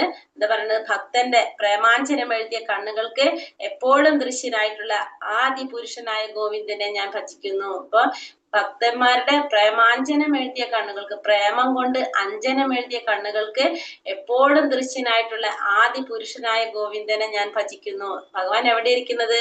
ഭക്ത ഹൃദയത്തിലാണ് ഭഗവാൻ ഇരിക്കുന്നത്. തന്റെ ശാശ്വതമായ ശ്യാമസുന്ദര രൂപത്തിൽ അവിടെ നിന്ന് വാഴുന്നത്. അപ്പൊ ഭഗവാൻ എപ്പോഴും എവിടെയാണുള്ളത്? ഭക്തന്മാരുടെ ഹൃദയത്തിലാണ് ഭഗവാൻ ഇരിക്കുന്നത് എന്ന് പറയുന്നത്. അപ്പൊ ഭഗവാൻ ഭക്തന്മാരുടെ ഹൃദയത്തിലാണ് ഇരിക്കുന്നത്. അങ്ങനെ എങ്ങനെയാണ് ഭഗവാനെ ഭജിക്കുന്നത്? പ്രേമാഞ്ജനം എഴുതിയ കണ്ണുകൾക്ക് എപ്പോഴും ദൃശ്യനായിട്ടുള്ള ആദിപുരുഷനായ ഗോവിന്ദനെയാണ് എല്ലാവരും ഭജിക്കുന്നത്. ആ ഭഗവാനെ, ഭക്തന്മാരുടെ ഹൃദയത്തിലിരിക്കുന്ന ആ ഭഗവാനെയാണ് ആര് ഭജിക്കുന്നത് പറയുന്നത്? ഇവിടെ ബ്രഹ്മാവ് ഭജിക്കുന്നത്. ബ്രഹ്മാവ് പറയുന്നതാണ് അത്, ഗോവിന്ദനെ ഞാൻ ഭജിക്കുന്നു എന്നാണ് പറയുന്നത്. ഭക്തന്മാരുടെ ഹൃദയത്തിലിരിക്കുന്ന ആ ഭഗവാൻ. അപ്പൊ ഇതൊക്കെ കേട്ടപ്പോ അർജുനൻ എന്താ പറയുന്നത്? ഇരുന്നിട്ട് മനസ്സിനെ നിയന്ത്രിക്കാനൊക്കെയാണല്ലോ പറയുന്നത്. അപ്പൊ അർജുനൻ നോക്കുമ്പോൾ നടക്കുന്ന കാര്യമാണെന്ന് അർജുനൻ തോന്നുന്നില്ല. അപ്പൊ അർജുനൻ പറയുന്നത് ചഞ്ചലം ഹീമന കൃഷ്ണ പ്രത്മാധി ബലവദൃഢം തസ്യാഹം നിഗ്രഹം മന്യേ വായോരിവാസു ദുഷ്കരം. അർജുനൻ പറയാണ് ചഞ്ചലം ഹീമന കൃഷ്ണ, പ്രമാധി ബലവദൃഢം തസ്യാഹം നിഗ്രഹം മന്യേ വായോരിവാസു ദുഷ്കരം. അർജുനൻ പറയാണ്, മനസ്സ് ചഞ്ചലമാണ് കൃഷ്ണ, പ്രക്ഷുബ്ധമാണ്, അത് വഴങ്ങാത്തതാണ്, ബലമേറിയതാണ് കൃഷ്ണ. അതിനെ നിയന്ത്രിക്കാനായിട്ട് കാറ്റിനെ പിടിച്ചു നിർത്തുന്നതിനേക്കാൾ പ്രയാസമുണ്ടെന്ന് എനിക്ക് തോന്നുന്നു. ആരാണ് പറയുന്നത്? അർജുനനാണ് ഈ പറയുന്നത്. എന്താ പറയുന്നത്? മനസ്സ് ചഞ്ചലമായിട്ടുള്ളതാണ്, പ്രക്ഷുബ്ധമായിട്ടുള്ളതാണ്, വഴങ്ങാത്തതാണ്, ബലമേറിയതാണ് കൃഷ്ണ. അതിനെ നിയന്ത്രിക്കുന്നേക്കാൾ എളുപ്പമാണ് കാറ്റിനെ പിടിച്ചു നിർത്താനായിട്ട്. പക്ഷെ മനസ്സിനെ നിയന്ത്രിക്കാനായിട്ട് ഭയങ്കര പ്രയാസമാണ്. അത് അങ്ങനെയാണ് എനിക്ക് തോന്നുന്നത്. മനസ്സ് എന്ന് പറഞ്ഞാൽ ഭയങ്കര ചഞ്ചലമായിട്ടുള്ളതാണ്, അത് പ്രക്ഷുബ്ധമാണ്, അത് വഴങ്ങാത്തതാണ്, ബലമേറിയതാണ്. അപ്പൊ അതിനെ പിടിച്ചു നിർത്താനായിട്ട് വളരെ ബുദ്ധിമുട്ടാണ്. അതിനേക്കാൾ എളുപ്പമാണ് എന്തിനെ പിടിച്ചു നിർത്താൻ? കാറ്റിനെ പിടിച്ചു നിർത്താൻ എന്നാണ് ഇവിടെ ആര് പറയുന്നത്? അർജുനൻ പറയുന്നത്. കാറ്റിനെ പിടിച്ചു നിർത്തുന്നതിനേക്കാളും പ്രയാസമാണ് എന്ത്? മനസ്സിനെ പിടിച്ചു നിർത്താന്നുള്ളത്. കാരണം അർജുനൻ നോക്കുമ്പോ മനസ്സിനെ നിയന്ത്രിക്കുക എന്ന് പറയുന്നത് അത്ര എളുപ്പത്തിൽ നടക്കുന്ന കാര്യമല്ല എന്നാണ് അർജുനൻ പറയുന്നത്. അപ്പൊ ഭഗവാൻ എന്താ പറഞ്ഞു കൊടുക്കുന്നത്? ശ്രീ ഭഗവാനുവാച അസംശയം മഹാബാഹോ മനോ നിർനിഗ്രഹം ചലം അഭ്യാസേന തു കൗന്ദേയ വൈരാഗ്യേണ ച ഗൃഹ്യതേ. ഭഗവാൻ പറഞ്ഞു, മഹാബാഹുവായ കുന്തിപുത്ര, അസ്ഥിരമായ മനസ്സിനെ അടക്കുക എന്നത് തീർച്ചയായും ദുഷ്കരമാണ്. എന്നാൽ യുക്തമായ പരിശീലനം കൊണ്ടും നിസ്സംഗത കൊണ്ടും അത് സാധിക്കാവുന്നതാണ്. അപ്പൊ ഭഗവാൻ ഇവിടെ പറയുന്നത്, മഹാബാഹുവായ കുന്തിപുത്ര, അർജുനൻ വിളിക്കുന്നത് മഹാബാഹുവായ കുന്തിപുത്ര, അസ്ഥിരമായ മനസ്സിനെ അടക്കുക എന്നുള്ളത് തീർച്ചയായും ദുഷ്കരമായിട്ടുള്ള കാര്യം തന്നെയാണ്. അസ്ഥിരമായിട്ടുള്ള മനസ്സിനെ അടക്കുക എന്ന് പറയുന്നത് അത് ബുദ്ധിമുട്ടുള്ള ഒരു കാര്യം തന്നെയാണ്, നമുക്കറിയാവുന്നതാണ്. പക്ഷേ യുക്തമായ പരിശീലനം കൊണ്ടും സ്ഥിരമായിട്ട് പരിശീലനം ചെയ്താലും നിസ്സംഗത കൊണ്ടും എന്ത് സാധിക്കും? നമുക്കതിനെ പിടിച്ചു നിർത്താനായിട്ട് സാധിക്കും. നമുക്ക് ശരിയാണ്, മനസ്സിനെ നിയന്ത്രിക്കാനായിട്ട് കുറച്ച് ബുദ്ധിമുട്ടാണ്. പക്ഷെ നമ്മൾ പരിശീലനത്തിലൂടെ നമ്മൾ എന്ത് ചെയ്യാൻ സാധിക്കും? നമുക്കതിനെ നിയന്ത്രിക്കാൻ. അഭ്യാസേനത്തു കൗന്ദേയ എന്ന് പറയുന്നത്. അപ്പൊ നിരന്തരം നീ അഭ്യാസം ചെയ്തുകൊണ്ടിരിക്കുകയാണെങ്കിൽ നിനക്ക് എന്ത് സാധിക്കും? മനസ്സിനെ നിയന്ത്രിക്കാനായിട്ട് നിനക്ക് സാധിക്കും എന്നാണ് ഇവിടെ അർജുനനോട് ഭഗവാൻ പറഞ്ഞു കൊടുക്കുന്നത്. അപ്പൊ അർജുനൻ പറഞ്ഞപ്പോ എന്തായി? അർജുനനോട് പറഞ്ഞു, മനസ്സിനെ നിയന്ത്രിക്കാനായിട്ട് ബുദ്ധിമുട്ടില്ല, അത് നിനക്ക് എങ്ങനെ സാധിക്കും? പരിശീലനത്തിലൂടെ നിനക്ക് സാധിക്കുമെന്ന് പറഞ്ഞു. അപ്പൊ പിന്നെ അടുത്തത് അർജുനന്റെ സംശയം വരാണ്. ശരി, ഇപ്പൊ മനസ്സിനെ നിയന്ത്രിച്ചു, അടുത്ത ശ്ലോകം അവിടെ പറയുന്നില്ല, ഞാൻ പറയാം. മനസ്സിനെ നിയന്ത്രിച്ചു. അപ്പൊ മനസ്സിനെ നിയന്ത്രിച്ച് എന്ത് ചെയ്യാനായിട്ട് തുടങ്ങി? ഇത് പ്രാക്ടീസ് ചെയ്യാനായിട്ട് തുടങ്ങി. പക്ഷെ എന്നിട്ട് നമുക്കത് മുഴുവനാക്കാനായിട്ട് സാധിച്ചില്ല. നമുക്ക് എന്നിട്ട് അത് ചെയ്യാനായിട്ട് സാധിച്ചില്ല. നമ്മൾ ഇതൊക്കെ ചെയ്തെങ്കിലും അത് കംപ്ലീറ്റ് ചെയ്യാൻ നമുക്ക് സാധിച്ചില്ല. അപ്പൊ അങ്ങനെ വരുമ്പോ നമ്മളെ അവസ്ഥ എന്തായിരിക്കും എന്നാണ് ഇവിടെ അർജുനൻ പിന്നെ ഭഗവാനോട് ചോദിക്കുന്നത്. അതായത് നമ്മൾ വിജയം കൈവരിക്കാൻ നമുക്ക് സാധിച്ചില്ല. ഇപ്പൊ നമ്മളൊരു യോഗി ആവാനായിട്ട് ശ്രമിച്ചു, അപ്പൊ മനസ്സിനെ നിയന്ത്രിക്കാനായിട്ട് നമുക്ക് സാധിച്ചു. പക്ഷെ എന്നിട്ട് പോലും നമുക്ക് എന്ത് സാധിച്ചില്ല? അതിലേക്ക് എത്താനായിട്ട് സാധിച്ചില്ല. ആരംഭത്തിൽ നമ്മൾ ഭയങ്കര വിശ്വാസപൂർവ്വമൊക്കെ നമ്മൾ ചെയ്തു പോയി. പക്ഷെ പിന്നീട് എന്തെങ്കിലും കാരണം കൊണ്ട്, നമ്മുടെ സാഹചര്യം കൊണ്ടോ നമ്മളിൽ എന്തെങ്കിലും ഭൗതികമായ വാസനകൾ കടന്നുകൂടിയത് കൊണ്ട് നമുക്ക് വഴി തെറ്റിപ്പോയി. നമ്മൾ അതില് പരിപൂർണത നേടാൻ നമ്മൾ സാധിച്ചില്ല. അപ്പൊ അങ്ങനെയുള്ളവർക്ക് എന്ത് സംഭവിക്കും എന്നാണ് ചോദിക്കുന്നത്. അത് അവിടെ എവിടെ ഇല്ലാതാവോ എന്ന് വേണം അർജുനൻ അറിയേണ്ടത്. അതായത് അവര് ഭൗതികമായിട്ടോ ആധ്യാത്മികമായിട്ടോ അവർക്ക് മുന്നിലേക്ക് പോകാൻ സാധിക്കാതെ, രണ്ട് സ്ഥലത്തും ഇല്ലാതെ, ഭൗതികതയിലും നിൽക്കാൻ പറ്റില്ല, ആത്മീയതയിലും നിൽക്കാൻ പറ്റാത്ത രീതിയിൽ ഒരു സ്ഥാനം ഇല്ലാതെ അവർ ഛിന്ന ഭിന്നമായിട്ട് പോകോ എന്നാണ് പിന്നെ അർജുനന്റെ അടുത്ത സംശയം. ഇപ്പൊ ഭഗവാൻ പറഞ്ഞ പോലെ ഇപ്പൊ നമ്മള് മനസ്സിനൊക്കെ നിയന്ത്രിച്ചു, നമ്മൾ ഇതൊക്കെ പരിശീലിക്കാനായിട്ട് തുടങ്ങി. പക്ഷെ നമുക്കതില് മുഴുവനാക്കാൻ നമുക്ക് സാധിച്ചില്ല. അപ്പൊ എന്തെങ്കിലും കാരണം കൊണ്ട് നമുക്ക് വീഴ്ച സംഭവിച്ചു. ഇപ്പൊ നമ്മൾ ചെയ്യുന്ന പോലെ നമ്മൾ നാമജപമൊക്കെ തുടങ്ങി, നമ്മൾ ഭഗവത്ഗീത ക്ലാസ്സുകളൊക്കെ അറ്റൻഡ് ചെയ്തു. കുറച്ച് കഴിയുമ്പോൾ നമ്മുടെ സാഹചര്യങ്ങൾ കൊണ്ടോ എന്തെങ്കിലും കാരണം കൊണ്ട് നമുക്കത് ചെയ്യാനായിട്ട് സാധിച്ചില്ല. അപ്പൊ കുറെ കാര്യങ്ങൾ നമ്മൾ ഭഗവാനെ കുറിച്ച് മനസ്സിലാക്കി നമ്മൾ സ്റ്റെപ്പ് എടുത്ത് വെച്ച് വന്നുകൊണ്ടിരിക്കുകയായിരുന്നു. അങ്ങനെയുള്ളവർക്ക് എന്ത് സംഭവിക്കും എന്നാണ് അർജുനന്റെ ചോദ്യം. കാരണം അവര് ഭൗതികതയിൽ നിന്ന് കുറച്ച് മാറ്റം വരികയും ചെയ്തു, പക്ഷെ ആത്മീയത്തിലേക്കും കടക്കാനും സാധിച്ചില്ല. അപ്പൊ രണ്ടു സ്ഥലത്തില്ലാത്തൊരവസ്ഥ വരും. അങ്ങനെ വരുമ്പോ എന്തായിരിക്കും എന്നാണ് അർജുനൻ അടുത്തത് ഭഗവാനോട് ചോദിക്കുന്നത്. അപ്പൊ ഭഗവാൻ എന്താ പറയുന്നത്? ഭഗവാൻ പറയുന്നത്, പ്രാപ്യ പുണ്യകൃതാം ലോക നുഷിതാശാശ്വതി സമഹ ശുചീനാം ശ്രീമതാം ഗേഹേ യോഗ പ്രഷ്ടോഭിചായതേ. അങ്ങനെ യോഗത്തിൽ പരാജിതരായി കഴിഞ്ഞാല് അവരെന്താ സംഭവിക്കുക? പുണ്യം ചെയ്തവർക്കായുള്ള ഉപരിലോകങ്ങളിൽ ആനന്ദം അനുഭവിച്ച് അസംഖ്യം സംവത്സരങ്ങൾ വാണതിന് ശേഷം നീതിനിഷ്ഠയുള്ള പുണ്യാത്മാക്കളുടെയോ ധനികരുടെയോ കുടുംബത്തിൽ വീണ്ടും പിറക്കുന്നു. എന്നാ പറയുന്നത്. ഇതിന് മുന്നേ ഒരു ശ്ലോകം കൂടി പറയുന്നുണ്ട്, അതിൽ ഞാൻ അതും കൂടി പറഞ്ഞിട്ട് പോവാം. അതിൽ പറയുന്നത്, ഭഗവാൻ പറയുന്നത്, മംഗളകരമായ കർമ്മങ്ങളിൽ ഏർപ്പെട്ടുകൊണ്ടിരുന്നവർക്ക് അവർക്ക് ആത്മീയ ലോകത്തിലായാലും ഭൗതിക ലോകത്തിലായാലും അവർക്ക് ഒരിക്കലും നാശം സംഭവിക്കുന്നില്ല, നന്മ ചെയ്യുന്നവർക്ക് ഒരിക്കലും ദുർഗതി സംഭവിക്കില്ല എന്നാണ് ഭഗവാൻ പറയുന്നത്. അപ്പൊ അത് അർജുനനോട് ആദ്യം പറയുന്നത് അതാണ്, നമ്മൾ നന്മയാണ് ചെയ്യുന്നതെങ്കിൽ നന്മയ്ക്ക് ഒരിക്കലും എന്തുണ്ടാവില്ല, ദുർഗതി സംഭവിക്കില്ല. മംഗളകരമായ കർമ്മങ്ങളിൽ ഏർപ്പെട്ട് കഴിഞ്ഞാൽ അതിന് നമുക്ക് എന്ത് കിട്ടും, ഫലം, മംഗളകരമായ ഫലം തന്നെയാണ് അനുഭവിക്കുക. ഒരിക്കലും അങ്ങനെയുള്ളവർക്ക് ദുർഗതി സംഭവിക്കില്ല എന്ന് പറയാണ് ഭഗവാൻ. എന്നിട്ട് ഭഗവാൻ അടുത്ത ശ്ലോകത്തിൽ പറയുന്നതാണിത്, അങ്ങനെ യോഗത്തിൽ പരാജയപ്പെട്ട് കഴിഞ്ഞാല് പുണ്യം ചെയ്തവർക്കായിട്ടുള്ള ഉപരിലോകങ്ങളിൽ ആനന്ദം അനുഭവിച്ച് അസംഖ്യം സംവത്സരങ്ങൾ വാണതിന് ശേഷം നീതിനിഷ്ഠയുള്ള പുണ്യാത്മാക്കളുടെയോ ധനികരുടെയോ കുടുംബങ്ങളിൽ വീണ്ടും പിറക്കുന്നു.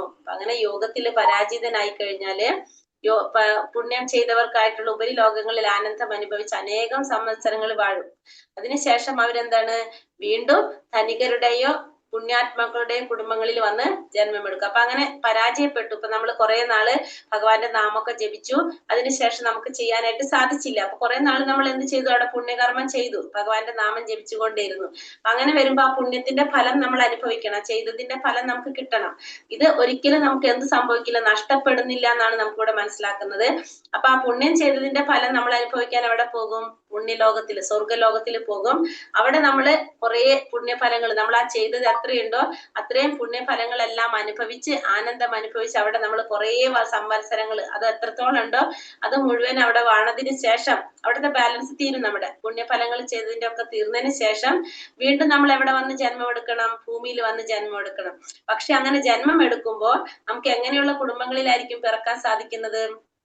അതാണ് ഇവിടെ പറയുന്നത്, ഒരു ധർമ്മബോധമുള്ള വൈഷ്ണവ ബ്രാഹ്മണന്റെ കുടുംബത്തിലോ കുലശ്രേഷ്ഠതയുള്ള ഒരു ധനാഢ്യന്റെ കുടുംബത്തിലായിരിക്കും നമ്മള് ജന്മം എടുക്കാനായിട്ട് സാധിക്കുന്നത്. ഇപ്പൊ ധനികരുടെ കുടുംബങ്ങളില് അതെല്ലാം വെച്ചിട്ടുണ്ടെങ്കിൽ ഇവിടെ എന്താ പറഞ്ഞ, ധാർമ്മിക ബോധമുള്ള ഒരു വൈഷ്ണവന്റെ കുടുംബത്തില് ഭക്തിയൊക്കെ ചെയ്യുന്ന അങ്ങനെയുള്ള ഭക്തന്മാരുടെ കുടുംബത്തിലായിരിക്കും വന്ന് ജന്മം എടുക്കുന്നത്. അല്ലെങ്കിൽ ബ്രാഹ്മണ കുലശ്രേഷ്ഠതയുള്ള ബ്രാഹ്മണന്മാരുടെ കുടുംബത്തില്, ധനാഢ്യരുടെ കുടുംബത്തില് ഒക്കെ വന്നിട്ട് ജന്മം എടുക്കാനായിട്ട് സാധിക്കും. പിന്നെ അതിനുശേഷം അവർക്ക് എന്ത് ചെയ്യാൻ സാധിക്കും, അവിടെ ഐശ്വര്യത്തോടെ ജീവിക്കാനും ധർമ്മബോധത്തോടു കൂടി ഭക്തി കാര്യങ്ങൾ ചെയ്യാനുമുള്ള അവസരം അവർക്ക് അവിടെ ചെയ്യാം. അപ്പൊ ഈ അവസരങ്ങളെല്ലാം ഉപയോഗിച്ച് വീണ്ടും അവർക്ക് കൃഷ്ണാവബോധത്തിലേക്ക് ഉയർന്നു വരാനായിട്ട് ശ്രമിക്കാൻ സാധിക്കും എന്നാണ് ഭഗവാൻ ഇവിടെ പറയുന്നത്. അപ്പൊ എന്താ പറയണത്, അങ്ങനെ ഇപ്പൊ നമ്മൾ ചെയ്തു, ഇപ്പൊ നമ്മള് കുറച്ച് ദിവസം ചെയ്തെങ്കിൽ ആ കുറച്ച് ദിവസം ചെയ്തതിന്റെ ഫലം നമുക്ക് കിട്ടും.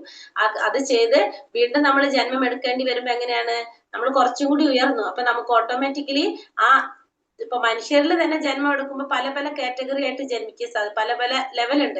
അപ്പൊ അതനുസരിച്ച് നമുക്ക് നമ്മൾ ചെയ്ത ആ കർമ്മത്തിനനുസരിച്ച് നമുക്ക് എന്താണ്, ധനാഢ്യരുടെ കുടുംബങ്ങളില്, അതല്ലെങ്കിൽ കുലശ്രേഷ്ഠന്മാരുടെ കുടുംബങ്ങളില്, ധർമ്മബോധമുള്ള വൈഷ്ണവരുടെ കുടുംബങ്ങളില്, ബ്രാഹ്മണരുടെ കുടുംബങ്ങളിലൊക്കെ ജന്മം എടുത്തിട്ട് വീണ്ടും നമുക്ക് എന്ത് ചെയ്യാൻ സാധിക്കും, നമുക്കത് വീണ്ടും തുടർന്നു കൊണ്ടുപോകാനായിട്ട് സാധിക്കുന്നതാണ് ഭഗവാൻ ഇവിടെ അർജുനനോട് പറഞ്ഞത്. അപ്പൊ അതായത് നമ്മൾ ഈ ചെയ്യുന്നത് ഒരിക്കലും നമുക്ക് എന്ത് സംഭവിക്കുന്നില്ല, നഷ്ടപ്പെട്ടു പോകുന്നില്ല. ഇനി അടുത്തതിൽ ഭഗവാൻ എന്താ പറഞ്ഞ, യോഗി നാമപി സർവേഷാം മദ്ഗതേനാന്തരാത്മന ശ്രദ്ധാവാൻ ഭജതേ യോമാം സമയ യുക്തതമോ മതഃ. ഇനി ഭഗവാൻ പറയുന്നത്, യോഗികളിൽ വെച്ച് ഏറ്റവും ശ്രേഷ്ഠനായിട്ടുള്ള യോഗി ആരാണെന്നാണ് ഭഗവാൻ പറയുന്നത്. പൂർണ്ണ വിശ്വാസത്തോടെ എപ്പോഴും എന്നിൽ തന്നെ നിലകൊള്ളുകയും എന്നെ തന്നെ ധ്യാനിച്ചുകൊണ്ട് പ്രേമപൂർവ്വം എന്റെ ദിവ്യ സേവനത്തിൽ ഏർപ്പെട്ടുകൊണ്ടിരിക്കുകയും ചെയ്യുന്നവനാണ് എല്ലാ യോഗികളിൽ വെച്ച് അത്യുത്തമ യോഗിയും എന്നോട് ദൃഢതമമായ യോഗത്തിൽ ബന്ധപ്പെട്ടിരിക്കുന്നവനും. ഇതാണ് എന്റെ അഭിപ്രായം. അപ്പൊ പൂർണ്ണ വിശ്വാസത്തോടെ എപ്പോഴും എന്നിൽ തന്നെ നിലകൊള്ളാം, എപ്പോഴും ഭഗവാനിൽ തന്നെ നിലകൊണ്ടിരിക്കുക, ഭഗവാനിൽ വിശ്വസിക്കുക, ഭഗവാനെ തന്നെ ധ്യാനിച്ച് പ്രേമപൂർവ്വം ഭഗവാന്റെ ദിവ്യ സേവനത്തിൽ ഏർപ്പെട്ടുകൊണ്ടിരിക്കുക.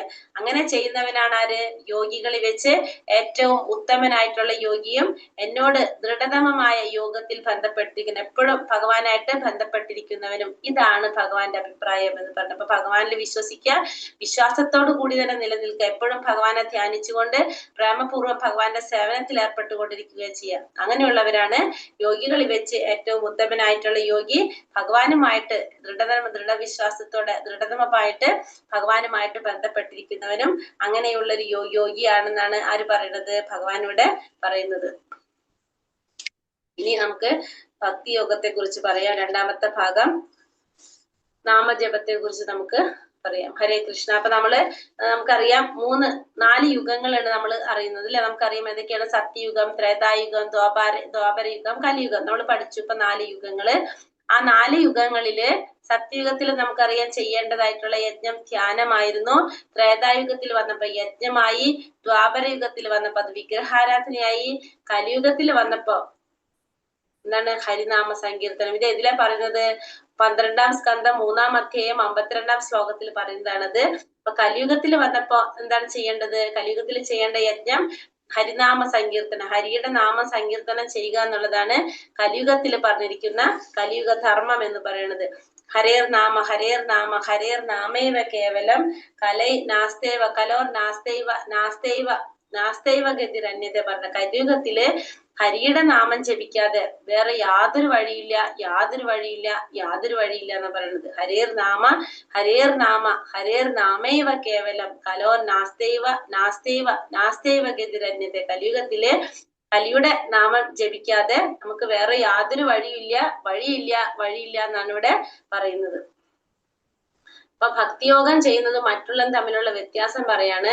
അപ്പൊ നമ്മൾ പറഞ്ഞില്ലേ, ഭക്തിയോഗം ഭഗവാന് ഡയറക്റ്റ് എൻട്രി ആണ് നമ്മൾ പറഞ്ഞത്. നമുക്കൊന്നും മനസ്സിലാക്കി തരാനായിട്ട് പറഞ്ഞു. നമ്മള് സ്റ്റെപ്പ് കയറി പോണതും ലിഫ്റ്റിൽ പോണ പോലെയാണ് ഭക്തിയുഗ സേവനത്തിലൂടെ ഭഗവാനെ പ്രാപിക്കാൻ സാധിക്കുന്നത്.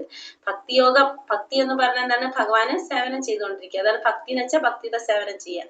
അപ്പോ നമ്മൾ ഭക്തിയുടെ സേവനം ചെയ്തുകൊണ്ടിരിക്കുമ്പോ ഭഗവാന് ഡയറക്റ്റ് എൻട്രി ആണ്. എവിടേക്ക്? ഭഗവാന്റെ അടുത്തേക്ക്. അതാണ് ലിഫ്റ്റിൽ പോകുന്ന പോലെയാണ്. ഒരു സ്വിച്ച് ഇട്ടാൽ മതി, നമ്മൾ നേരെ മുകളിലെത്തും. പക്ഷെ സ്റ്റെപ്പ് കയറി പോകുമ്പോഴെന്താണ്? നമ്മൾ ക്ഷീണിച്ച് അവശതയാവും. രണ്ടും പോണത് ഒരു സ്ഥലത്തേക്ക് തന്നെയാണ്, പക്ഷെ കുറെ സമയം എടുക്കും. നമുക്കൊന്ന് സ്റ്റെപ്പ് കയറി പോകണം, നമ്മൾ ക്ഷീണിക്കുമ്പോൾ ചിലപ്പോൾ അവിടെ ഇരിക്കും. അപ്പൊ നമ്മൾ എന്താണ്, ചിലപ്പോൾ നമുക്ക് അവിടെ എത്താൻ പറ്റിയെന്ന് വരില്ല, പെട്ടെന്ന് ലക്ഷ്യസ്ഥാനത്തിൽ എത്താൻ സാധിക്കില്ല, പിന്നെ സമയം എടുക്കും നമുക്ക്. അപ്പൊ അതാണ് ഇത് രണ്ടും തമ്മിലുള്ള ഭക്തിയുടെ സേവനത്തിലൂടെ ഭഗവാനെ പ്രാപിക്കുന്നത്. അല്ലാത്ത കാര്യങ്ങളിലൂടെ രണ്ടും എത്തും, പക്ഷെ എന്താണ്, ഒരെണ്ണം സ്പീഡിൽ പോകും, ഒരെണ്ണം പതുക്കെ പോകും എന്നുള്ള വ്യത്യാസം. തളർന്നു കഴിഞ്ഞാൽ നമ്മൾ അവിടെ ഇരിക്കുകയും ചെയ്യും. അതാണ് വ്യത്യാസം. ശാസ്ത്രീയമായ അടിസ്ഥാന ഗ്രന്ഥങ്ങൾ, നമ്മള് ഇത് കുറെ ഗ്രന്ഥങ്ങളുണ്ട്, അടിസ്ഥാന ഗ്രന്ഥങ്ങൾ. അതിന്റെ അടിസ്ഥാനത്തിലാണ് ഈ പറയുന്ന കാര്യങ്ങളെല്ലാം നമ്മൾ പറയുന്നത് തന്നെ. ഇവിടെ എന്തൊക്കെയാ പറയണത് അതിനെ കുറിച്ച്? കലിയുഗത്തിൽ 500 വർഷങ്ങൾക്ക് മുമ്പ് അവതരിച്ച് ഹരിനാമ സങ്കീർത്തനം പ്രചരിപ്പിച്ചു ചൈതന്യ മഹാപ്രഭു. ഭഗവാന്റെ രഹസ്യ അവതാരം 500 വർഷങ്ങൾക്ക് മുമ്പാണ് ചൈതന്യ മഹാപ്രഭു അവതരിച്ചത്. അദ്ദേഹത്തിന്റെ ലക്ഷ്യം എന്ത് മാത്രമായിരുന്നു? ഹരിനാമം പ്രചരിപ്പിക്കുക എന്നുള്ളതായിരുന്നു അദ്ദേഹത്തിന്റെ ലക്ഷ്യം. ഭക്തന്റെ രൂപത്തിലാണ് ആര് വന്നത്? ചൈതന്യ മഹാപ്രഭുവായിട്ട് ഭഗവാൻ അവതരിപ്പിക്കുന്നത്. അതായത് ഒരു ഭക്തന്റെ മനോഭാവം എന്തായിരിക്കണം, എങ്ങനെയായിരിക്കണം ഭക്തി ചെയ്യേണ്ടത്, ഭഗവാനോട് എങ്ങനെയാണ് നമ്മൾ പ്രവർത്തിക്കേണ്ടതെന്ന് നമുക്ക് കാണിച്ചു തരാനായിട്ടാണ്. ഒരു ഭക്തന്റെ മനോഭാവത്തിലാണ് ആര് വന്നത്? ഭഗവാൻ ചൈതന്യ മഹാപ്രഭുവായിട്ട് അവതരിച്ചത്. പിന്നെ നാരായണീയ സംഹിതയിൽ പറയുന്നതാണ്, കലിയുഗത്തിൽ ആളുകൾ ദൈവത്തിന്റെ പരമോന്നത വ്യക്തിത്വത്തിന്റെ വിശുദ്ധ നാമങ്ങൾ ചൊല്ലണം. കലിയുഗത്തിൽ നമ്മൾ എന്താ ചെയ്യേണ്ടത്? ഭഗവാന്റെ നാമം ചൊല്ലണം എന്നാണ് നാരായണീയ സംഹിതയിൽ പറയുന്നത്. കലിയുഗത്തില് കാലഘട്ടത്തില് ആളുകൾ എന്താ ചെയ്യേണ്ടത്? ഭഗവാന്റെ വ്യക്തിത്വത്തിന്റെ, പരമോന്നത വ്യക്തിത്വത്തിന്റെ ശുദ്ധനാമങ്ങൾ ചൊല്ലണം എന്നാണ് നാരായണീയ സംഹിതയിൽ പറയുന്നത്. കലിസന്തോപനിഷത്തിൽ പറയുന്നത്, എല്ലാ വേദ സാഹിത്യങ്ങളിലൂടെ തെരഞ്ഞതിനു ശേഷം ഹരേ കൃഷ്ണ മഹാമന്ത്രോച്ചാരണത്തെക്കാൾ ഈ കാലഘട്ടത്തിൽ മതത്തിന്റെ ഗംഭീരമായ ഒരു രീതി കണ്ടെത്താൻ കഴിയില്ല. അപ്പോ കലിസന്തോപനിഷത്തിൽ പറയുന്നത്, എല്ലാ വേദശാസ്ത്രങ്ങൾ തെരഞ്ഞാലും ഹരേ കൃഷ്ണ മഹാമന്ത്രത്തെക്കാൾ ശ്രേഷ്ഠമായിട്ടുള്ളത് ഒരെണ്ണം നമുക്ക് കണ്ടെത്താനായിട്ട്, ആ മന്ത്രത്തെക്കാൾ ശ്രേഷ്ഠമായിട്ടുള്ളത് ഒരെണ്ണം ഗംഭീരമായത് കണ്ടെത്താനായിട്ട് നമുക്ക് കഴിയില്ല എന്നാണ് പറയുന്നത്. ശ്രീമദ് ഭാഗവതം 12-ാം സ്കന്ധം 3-ാം അധ്യായം 51-ാം ശ്ലോകത്തിൽ പറയുന്നത്, എന്റെ പ്രിയ രാജാവേ, കലിയുഗത്തിൽ തെറ്റുകൾ നിറഞ്ഞ യുഗമാണ്. കലിയുഗം എന്ന് പറഞ്ഞാൽ തെറ്റുകൾ നിറഞ്ഞ യുഗമുണ്ടെങ്കിലും ഈ പ്രായത്തെക്കുറിച്ച് നല്ലൊരു ഗുണം ഇപ്പോഴും ഉണ്ട്. എന്താണ് കലിയുഗത്തിന്റെ നല്ലൊരു ഗുണം? ഹരേ കൃഷ്ണ മഹാമന്ത്രം ചൊല്ലുന്നതിലൂടെ ഒരാൾക്ക് ഭൗതിക അടിമത്തത്തിൽ നിന്ന് മുക്തനാവുകയും അതീന്ദ്രിയ രാജ്യത്തിലേക്ക് ഉയർത്തപ്പെടുകയും ചെയ്യാം. അപ്പൊ ഹരേ കൃഷ്ണ മഹാമന്ത്രം ജപിക്കുന്നതിലൂടെ ഈ ഭൗതികമായിട്ടുള്ള അടിമത്തത്തിൽ നിന്ന് മുക്തനാകാനും അതീന്ദ്രിയ രാജ്യത്തിലേക്ക് ഉയരാനും എന്തുകൊണ്ട് സാധിക്കും? ഈ മഹാമന്ത്രം കൊണ്ട് സാധിക്കും. അതീന്ദ്രിയമായ രാജ്യത്ത് വെച്ചാല് ഭൗതികതയിൽ നിന്ന് മാറി ആത്മീയത്തിലേക്ക് കടക്കാനായിട്ടും എന്തുകൊണ്ട് സാധിക്കും? ഹരേ കൃഷ്ണ മഹാമന്ത്ര ജപം കൊണ്ട് മാത്രം നമുക്ക് സാധിക്കും. കാരണം എന്തുകൊണ്ടാണ്? കലിയുഗത്തിൽ പറഞ്ഞിരിക്കുന്നത് മഹാമന്ത്രം ജപിക്കുക എന്നുള്ളത്. കലിയുഗ യജ്ഞം ഹരിനാമ സങ്കീർത്തനമാണ്. പിന്നെ ഭഗവത്ഗീതയിൽ 10-ാം അധ്യായത്തിൽ 25-ാമത്തെ ശ്ലോകത്തിൽ പറയുന്നുണ്ട് യജ്ഞാനാം ജപ യജ്ഞോസ്മി, യജ്ഞങ്ങളിൽ ഭഗവാൻ തിരുനാമ ജപമാണെന്ന് ഇതിൽ പറയുന്നുണ്ട്. ഭഗവത്ഗീതയില് 10-ാമത്തെ അധ്യായത്തിലും പറയുന്നുണ്ട്. പിന്നെ ശിക്ഷാഷ്ടകത്തില് ചൈതന്യ മഹാപ്രഭുവിന്റെ ശിക്ഷാഷ്ടകം അതില് പറയുന്നുണ്ട്, എന്റെ ഭഗവാനെ, ദൈവത്തിന്റെ പരമോന്നത വ്യക്തിത്വമേ, അങ്ങയുടെ വിശുദ്ധ നാമത്തിൽ ജീവനുള്ള സത്തയ്ക്ക് എല്ലാ ഭാഗ്യവുമുണ്ട്. അതിനാൽ അങ്ങയ്ക്ക് കൃഷ്ണ, ഗോവിന്ദ എന്നിങ്ങനെ നിരവധി പേരുകളുണ്ട്. അങ്ങയുടെ എല്ലാ കഴിവുകളും ആ പേരുകളിൽ നിക്ഷേപിച്ചു. അവിടെ അവ ഓർമ്മിക്കുന്നതിനുള്ള കഠിനവും വേഗത്തിലുള്ളതുമായ നിയമങ്ങളൊന്നുമില്ല. അപ്പൊ ശിക്ഷാഷ്ടകത്തിലും പറയുന്നത് എന്താണ്? ഭഗവാന്റെ പരമോന്നതമായിട്ടുള്ള എന്റെ ഭഗവാനെ, പരമോന്നത വ്യക്തിത്വമേ എന്നാണ് അങ്ങയെ ഭഗവാനെ വിളിക്കുന്നത്. അങ്ങയുടെ നാമത്തില് കൃഷ്ണ, ഗോവിന്ദ എന്ന നിരവധി പേരുകൾ അങ്ങക്കുണ്ട്. അങ്ങനെ ഭഗവാന്റെ എല്ലാ ഗുണങ്ങളും എല്ലാ കഴിവുകളും എന്തിനുണ്ട്? ഭഗവാന്റെ നാമത്തിനുണ്ട്. അപ്പൊ ഭഗവാന്റെ നാമത്തിനും ഭഗവാനും തമ്മില് യാതൊരു വ്യത്യാസവും ഇല്ല എന്നാണ് പറയുന്നത്. ഭഗവാനും ഭഗവാന്റെ നാമവും ഒരേപോലെ തന്നെയാണ്. എന്തൊക്കെയാണ് ചെയ്യേണ്ടത്? ഹരേ കൃഷ്ണ മഹാമന്ത്രം ചൊല്ലുന്നതിന് എന്തൊക്കെയാ നമ്മൾ ചെയ്യണം എന്നാണ് പറയുന്നത്. ഹരേ കൃഷ്ണ മഹാമന്ത്രം ചൊല്ലാൻ തുടങ്ങുന്നതിന് മുമ്പ് പഞ്ചതത്വ മന്ത്രം ചൊല്ലണം. അപ്പൊ മഹാമന്ത്രം ചൊല്ലുന്നതിന് മുമ്പ് നമ്മൾ എന്ത് ചെയ്യണം? പഞ്ചതത്വ മന്ത്രം ചൊല്ലണം എന്നാണ് ആദ്യം പറയുന്നത്. പഞ്ചതത്വ മന്ത്രം, 5 തത്വങ്ങൾ, 5 ഗുരുക്കന്മാര്, അതാണ് പറയുന്നത്. അവരെ മന്ത്രം നമ്മൾ ചൊല്ലേണ്ടതാണ് ഹരേ കൃഷ്ണ മഹാമന്ത്രം ചൊല്ലുന്നതിന് മുമ്പ്. എന്താണ് പഞ്ചതത്വ മന്ത്രം എന്നാണ് ഈ കൊടുത്തിരിക്കുന്നത്.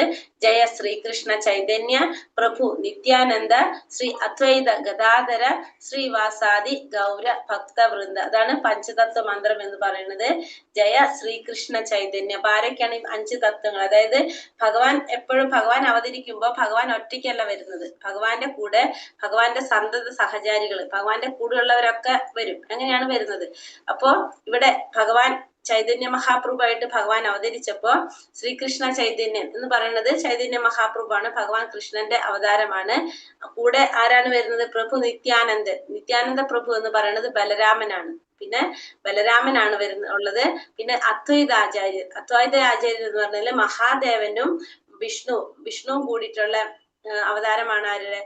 അദ്വൈതാചാര്യർ എന്ന് പറഞ്ഞാല്. ഗദാധര പണ്ഡിറ്റ് എന്ന് പറഞ്ഞാല് രാധാറാണിയാണ് ആരായിട്ട് വരുന്നത്? ഗദാധര പണ്ഡിത്തായിട്ട് വരുന്നത്. ശ്രീവാസൻ എന്ന് പറഞ്ഞാല് നാരദ മഹർഷിയാണ്. ഈ 5 പേരാണ് നമ്മൾ എന്ത് പറയുന്നത്? പഞ്ചതത്വം എന്ന് പറയുന്നത്. ഒന്ന് മഹാപ്രഭു, ചൈതന്യ മഹാപ്രഭു എന്ന് പറയുന്നത് ഭഗവാൻ ശ്രീകൃഷ്ണനാണ്. നിത്യാനന്ദ പ്രഭു എന്ന് പറയുന്നത് ബലരാമനാണ്. അദ്വൈതാചാര്യർ എന്ന് പറയുന്നത് മഹാദേവനും മഹാവിഷ്ണുവിന്റെ കൂടിയിട്ടുള്ള അവതാരമാണ്. ഗദാധര പണ്ഡിറ്റ് എന്ന് പറയുന്നത് രാധാറാണിയാണ്.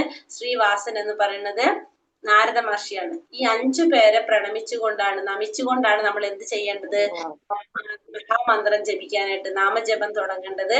കാരണം നമ്മൾ നാമം ജപിക്കുമ്പോൾ, നമ്മളൊക്കെ ഭക്താത്മാക്കളാണ്. നമ്മൾ നാമം ജപിക്കുമ്പോൾ അപരാധങ്ങളില്ലാതെ നാമം ജപിക്കുക എന്നുള്ളതാണ് ശരിയായ രീതി. നാമജപം എങ്ങനെയായിരിക്കണം? അപരാധങ്ങൾ ഇല്ലാതെ ആയിരിക്കണം. നമ്മളൊക്കെ ഇപ്പൊ ചെയ്യുന്നത് എങ്ങനെയായിരിക്കും? അതിന്റെ എക്സസൈസ് പോലെ ആയിരിക്കും നമ്മൾ നാമം ജപിക്കേണ്ടവ. നമ്മൾ അത്രയും നമ്മളെ മനസ്സ് പല സ്ഥലത്ത് പോയിക്കൊണ്ടിരിക്കും, നമ്മുടെ ചിന്തകൾ പല രീതിയിലായിക്കൊണ്ടിരിക്കും. അങ്ങനെ പല കാര്യങ്ങളിലായിരിക്കും നമ്മൾ നാമം ജപിക്കും. നമ്മൾ അതിങ്ങനെ ചെയ്യുന്നു എന്നല്ലാതെ അതിനൊരു പെർഫെക്ഷൻ നമുക്കിപ്പൊ കിട്ടിയിട്ടുണ്ടാവില്ല ആർക്കും. അപ്പൊ നാമം ജപിക്കുമ്പോൾ നമുക്ക് എന്തുണ്ടാവും? കുറെ തെറ്റുകൾ നമ്മളിൽ സംഭവിക്കും. അറിഞ്ഞും അറിയാതെയും നമുക്ക് തെറ്റുകൾ പറ്റും. അപ്പൊ തെറ്റുകൾ പൊറുക്കുന്നത് ആരാണ്? ഗുരുക്കന്മാരാണ് ആ തെറ്റുകൾ പൊറുക്കുന്നത്. അപ്പൊ ഈ 5 പേര് എന്ന് പറയുന്നത് ഈ ഗുരുക്കന്മാരാണ് ഇവര്. അപ്പൊ നമ്മൾ ഇവരെ പ്രണമിച്ചുകൊണ്ടാണ് നമ്മൾ ചെയ്യുമ്പോ ഇവരൊക്കെ സമർപ്പിച്ചിട്ടാണ് നമ്മൾ ചെയ്യുന്നത്. അപ്പൊ സ്വാഭാവികമായിട്ട് എന്താണ്? ഗുരുക്കന്മാരാണ് ഇവര്. അപ്പൊ നമ്മൾ ചെയ്യുന്നതിലുള്ള തെറ്റുകൾ ഇവര് അതെന്താണ്? അത് പൊറുത്തു തരാണ് നമുക്ക് ചെയ്യുന്നത്. അപ്പൊ നമ്മൾ നാമം ജപിക്കുമ്പോൾ നമുക്ക് ഉണ്ടാകുന്ന അപരാധങ്ങൾ ഇല്ലാതാക്കാനായിട്ട് ഇവരുടെ അനുഗ്രഹം നമുക്ക് ആവശ്യമാണ്. അപ്പൊ എപ്പോഴും നാമം ജപിക്കുമ്പോ പഞ്ചതത്വ മഹാമന്ത്രം ചൊല്ലിയിട്ടാണ് നമ്മൾ നാമജപം തുടങ്ങുന്നത്. കഴിയുമ്പോഴും നമ്മൾ എന്ത് ചെയ്യുക? ഈ പഞ്ചതത്വ മഹാമന്ത്രം ചൊല്ല. അപ്പൊ ജയ ശ്രീകൃഷ്ണ ചൈതന്യ പ്രഭു നിത്യാനന്ദ ശ്രീ അദ്വൈത ഭക്തവൃന്ദ ഭക്തവൃന്ദ. ജയ ശ്രീകൃഷ്ണ ചൈതന്യ പ്രഭു നിത്യാനന്ദ ശ്രീ അദ്വൈത ഗദാധര ഭക്തവൃന്ദ. അതെ, അത് ചൊല്ലിയിട്ട് വേണം നമ്മൾ എന്ത് ചെയ്യാനായിട്ട്? മഹാമന്ത്രം, ഹരേ കൃഷ്ണ മഹാമന്ത്രം ജപിക്കാനായിട്ട്. അപ്പൊ ചൊല്ലുമ്പോ നമ്മള് ഇപ്പൊ മനസ്സ് നമ്മൾ പല സ്ഥലത്തേക്ക് പോകില്ല. ശരിക്കും ഭഗവാന്റെ നാമം ഭഗവാനും തമ്മിൽ വ്യത്യാസമില്ല. അപ്പൊ ഭഗവാന്റെ നാമം വിളിച്ചിട്ട് മനസ്സ് വേറെ എവിടെയെങ്കിലും ശരിക്കും പറഞ്ഞാൽ നമ്മൾ ചെയ്യുന്നത് അപരാധാണ് അല്ലെ. നമ്മളൊരാളെ വിളിച്ചിട്ട് നമ്മൾ അയാളെ മൈൻഡ് ചെയ്യാതിരിക്കുന്ന പോലെയാണ് മനസ്സ് വേറെ ഇടത്ത് പോകുന്നത്. അപ്പൊ എന്താണ് അത് നമ്മൾ കരുതി കൂട്ടിയിട്ട് ചെയ്യുന്നതല്ല, പക്ഷെ അത് സംഭവിച്ചു പോകുന്നതാണ്. കാരണം നമ്മളൊക്കെ ഭക്താത്മാക്കളാണ്. നമുക്കൊക്കെ എന്തുണ്ടാവും, തെറ്റുകൾ നമുക്ക് പറ്റിക്കൊണ്ടിരിക്കും സ്വാഭാവികമായിട്ട്. അപ്പൊ അതുകൊണ്ടാണ് നമ്മൾ എന്ത് ചെയ്യുന്നത്, ഈ 5 ഗുരുക്കന്മാരെ പ്രണമിച്ച് ചൊല്ലുന്നത്. കാരണം നമ്മള് ഭക്താത്മാക്കളായത് കൊണ്ട് തന്നെ ചൈതന്യ മഹാപ്രഭുവിന്റെ അവതാരം തന്നെ കൊണ്ടുപോകാന്നുള്ളതാണ് ആരുടെ ലക്ഷ്യം, ചൈതന്യ മഹാപ്രഭുവിന്റെ ലക്ഷ്യം. ഭഗവാനും ചൈതന്യ മഹാപ്രഭുവും തമ്മിലുള്ള വ്യത്യാസം അതാണ്. നമുക്ക് ക്ലാസ് കഴിഞ്ഞിട്ട് പറയാത്. അപ്പൊ അതുകൊണ്ട് തന്നെ നമ്മൾ എന്ത് ചെയ്യണം, ഇവരെ പ്രണാമം ചെയ്തിട്ട് വേണം നമ്മൾ എന്നും നാമം ജപിക്കാൻ. അപ്പൊ നമ്മൾ ചൊല്ലുന്നതിൽ എന്തെങ്കിലും തെറ്റുകൾ ഉണ്ടെങ്കിൽ ഈ ഗുരുക്കന്മാരുടെ അനുഗ്രഹം കൊണ്ട് നമുക്കത് ഇല്ലാതാകണം. നമ്മൾ പറയില്ലേ, ഭഗവാന് സമർപ്പിച്ച് ചെയ്യുന്ന കർമ്മത്തിന്റെ ഫലം നമുക്ക് അനുഭവിക്കേണ്ടി വരില്ല. അതേപോലെ തന്നെ നാമം ജപിക്കുമ്പോൾ ഈ 5 ഗുരുക്കന്മാരുടെ അനുഗ്രഹം ഉണ്ടെങ്കിൽ അതിലുണ്ടാകുന്ന അപരാധങ്ങള് ഈ 5 പേരുണ്ടെങ്കിൽ നമുക്ക് എന്താണ്, അത് ഇല്ലാതാകുന്നു എന്നാണ്.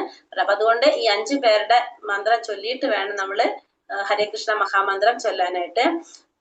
മന്ത്രം ചൊല്ലുന്നതിനായിട്ട് നമ്മൾ എന്തൊക്കെ ചെയ്യണം? മന്ത്രം ശ്രവിക്കുക, മന്ത്രം കേൾക്കാൻ ഉച്ചത്തിൽ. അതായത് നമുക്ക് കേൾക്കേണ്ട രീതിയിലായിരിക്കണം നമ്മൾ മന്ത്രം ചൊല്ലേണ്ടത്. അപ്പൊ നമ്മളെ മനസ്സ് കുറച്ച് നമ്മുടെ കയ്യിൽ നിൽക്കാനായിട്ട് നമുക്ക് സാധിക്കും. മനസ്സ് നിൽക്കുക എന്നല്ല, നമ്മളെ ശ്രദ്ധ നമുക്ക് കിട്ടണമെങ്കിൽ നമ്മൾ എന്ത് വേണം, ആ മന്ത്രം നമ്മൾ കേൾക്കേണ്ട രീതിയിൽ, നമുക്ക് കേൾക്കേണ്ട രീതിയിൽ നമ്മൾ ചൊല്ലുക. അതായത് ഹരേ കൃഷ്ണ കൃഷ്ണ കൃഷ്ണ ഹരേ ഹരേ, ഹരേ രാമ രാമ രാമ ഹരേ ഹരേ. നമ്മൾ ചൊല്ലുന്നത് നമുക്ക് കേൾക്കാൻ പാകത്തിനായിരിക്കണം നമ്മൾ ചൊല്ലേണ്ടത്. ഓരോ പേരും വ്യക്തമായി ഹരേ കൃഷ്ണ രാമ എന്ന് ഉച്ചരിക്കണം. നമ്മള് മന്ത്രം ചെല്ലുമ്പോ കൃഷ്ണ രാമ എന്ന് പറയുമ്പോ കൃത്യമായിട്ടും വ്യക്തമായിട്ടും നമ്മൾ ഉച്ചരിച്ചിട്ട് വേണം ചൊല്ലാനായിട്ട്. ആദരവോടെ ഭക്തിയോടെ മന്ത്രിക്കണം. അപ്പൊ നമ്മൾ നാമം ചൊല്ലുമ്പോ എങ്ങനെയായിരിക്കണം, ആദരവോടെ ഭക്തിയോടെ. കാരണം ഭഗവാനെയാണ് നമ്മൾ വിളിക്കുന്നത്. ഭഗവാന്റെ നാമം എന്നും ഭഗവാനും തമ്മിൽ യാതൊരു വ്യത്യാസവും ഇല്ല. നമ്മൾ ഒരാളെ വിളിക്കുമ്പോ എങ്ങനെയായിരിക്കണം, ആദരവോടെ ആയിരിക്കണം വിളിക്കേണ്ടത്, ഭക്തിയോടെ ആയിരിക്കണം നമ്മൾ ചൊല്ലേണ്ടത്.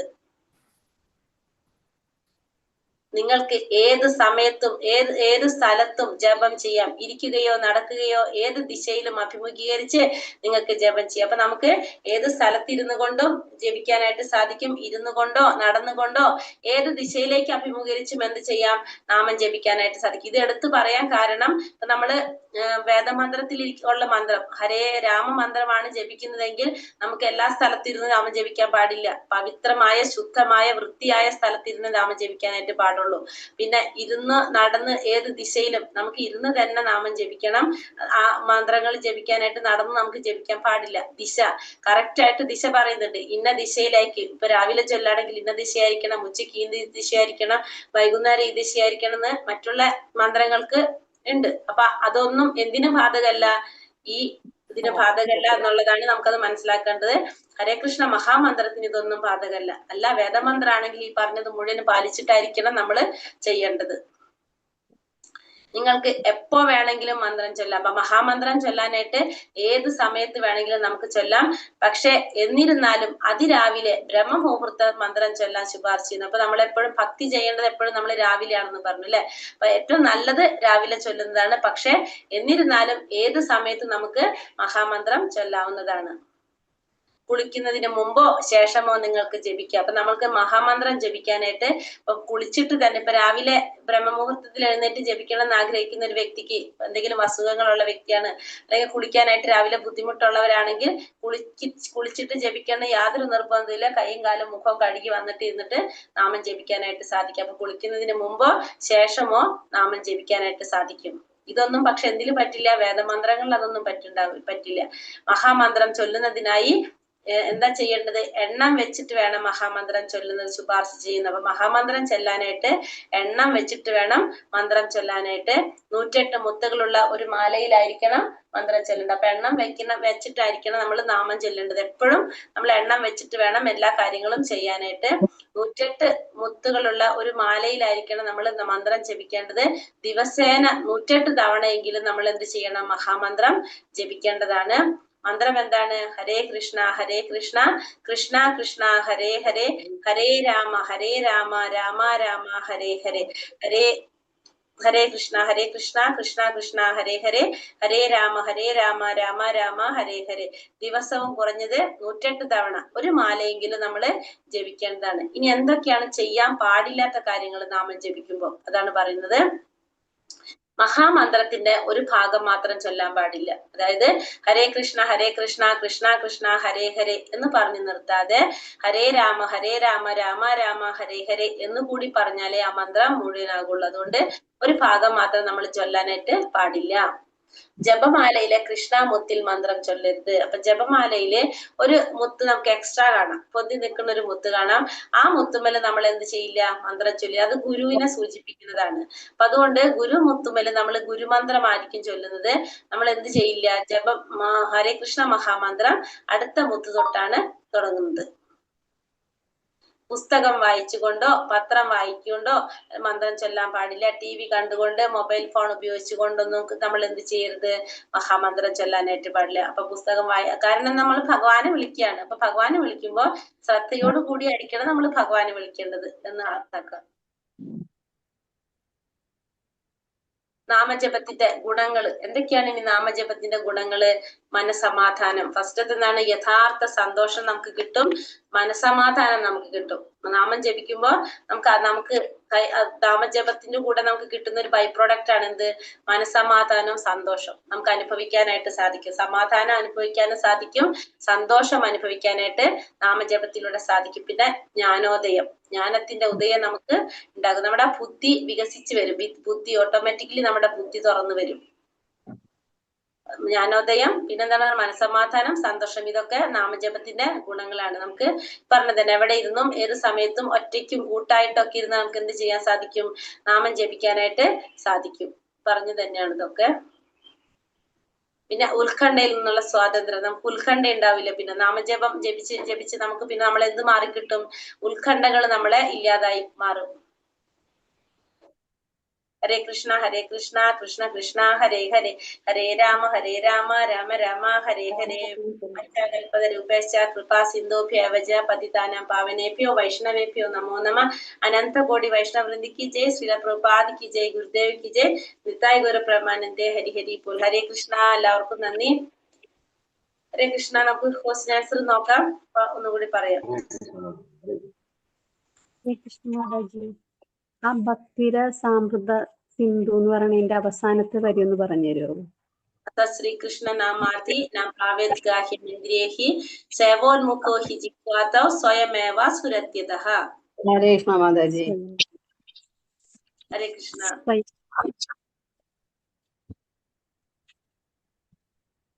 സ്വയമേവ സുരത്യതഃ.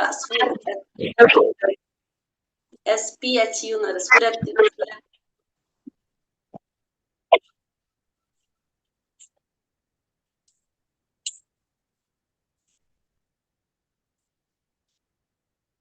ക്വസ്റ്റ്യൻസ് നോക്കാം അല്ലെ നമുക്ക്. അഷ്ടാംഗയോഗയുടെ അഷ്ടാംഗയോഗയുടെ 8 പടികള് 8 പടവുകൾ ഏതൊക്കെയാണ്? യമ നിയമ ആസന യമ നിയമ ആസന പ്രാണായാമം പ്രത്യാഹാര ധാരണ ധ്യാനം സമാധി അല്ലെ. യമ നിയമ ആസന പ്രാണായാമ പ്രത്യാഹാരം ധാരണ ധ്യാന സമാധി. ശക്തനായ ആത്മാവിന്റെ ഉറ്റമിത്രവും ശത്രുവും ആരാണ്? മനസ്സ്. ആർക്കെല്ലാം യോഗിയാവാൻ കഴിയില്ലെന്നാണ് ഭഗവാൻ പറയുന്നത്?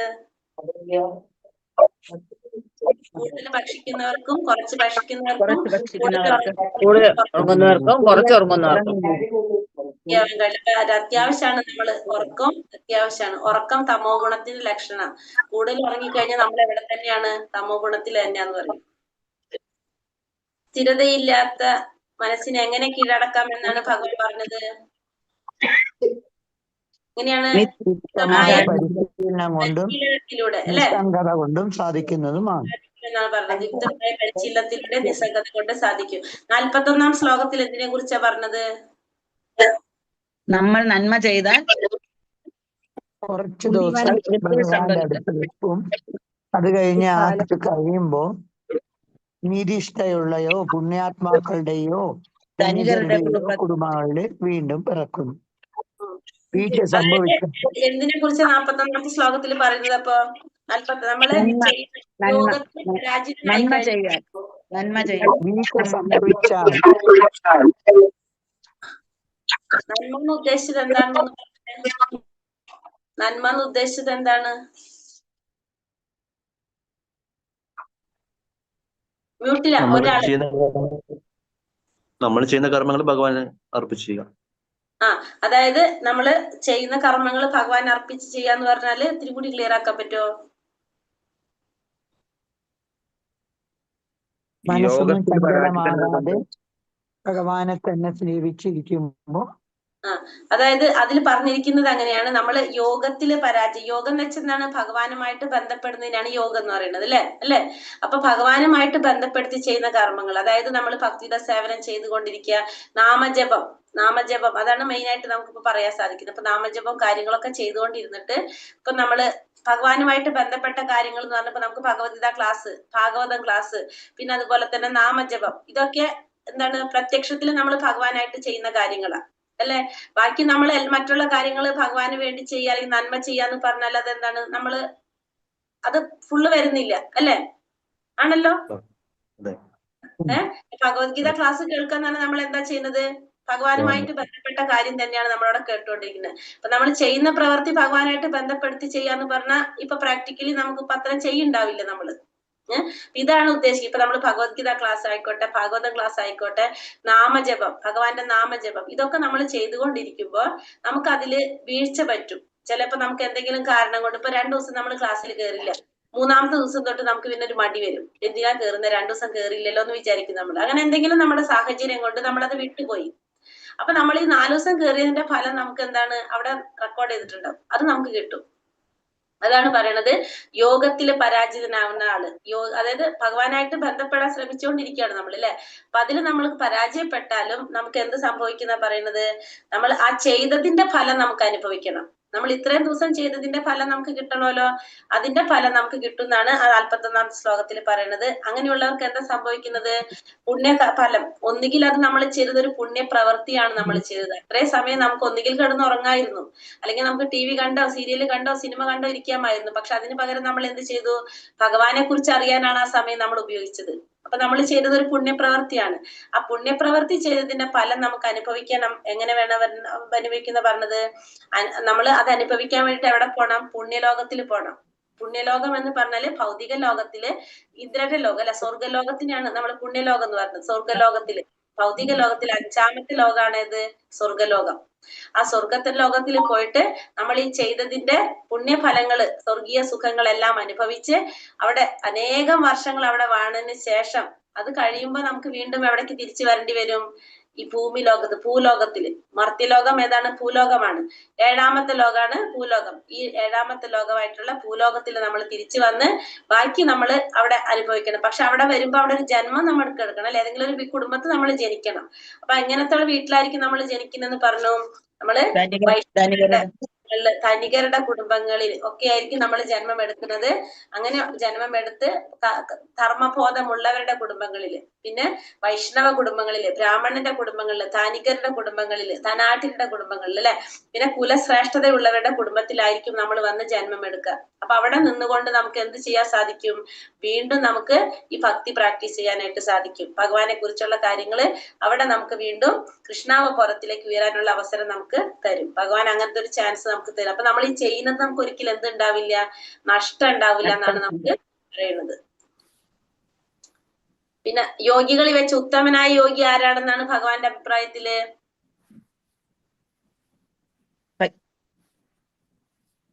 യോഗികളെ ചേരാണ് യോഗിനാം അഭി സർവേഷ മദ്ഗതേനാന്തരാത്മന ശ്രദ്ധാവാൻ ഭജതേയോമാം യുക്ത മതേ എന്താണ് ശ്രദ്ധാഭജിതയോമാം സമയയുക്തതമോ മതഃ സമയയുക്തതമോ മതഃ എന്ന് പറയുന്നത്. അതായത് യോഗികളിൽ വെച്ച് പൂർണ്ണ വിശ്വാസത്തോടെ എപ്പോഴും ഭഗവാനെ തന്നെ നിലകൊള്ള, ഭഗവാനെ തന്നെ ധ്യാനിച്ചുകൊണ്ട് പ്രേമപൂർവം ഉത്സാഹത്തോടു കൂടി ഭഗവാന്റെ സേവനത്തിൽ ഏർപ്പെട്ടുകൊണ്ടിരിക്കുന്നവനാണ് ആര്? യോഗികളിൽ വെച്ച് ഏറ്റവും ഉത്തമനായിട്ടുള്ള യോഗി എന്നാണ് ഭഗവാന്റെ അഭിപ്രായത്തില് ഭഗവാൻ പറയുന്നത്. പഞ്ചതത്വ മഹാമന്ത്രം എന്താണ്? കൃഷ്ണ ഹരേ ഹരേ ഹരേ രാമ ഹരേ രാമ രാമ രാമ ഹരേ ഹരേ.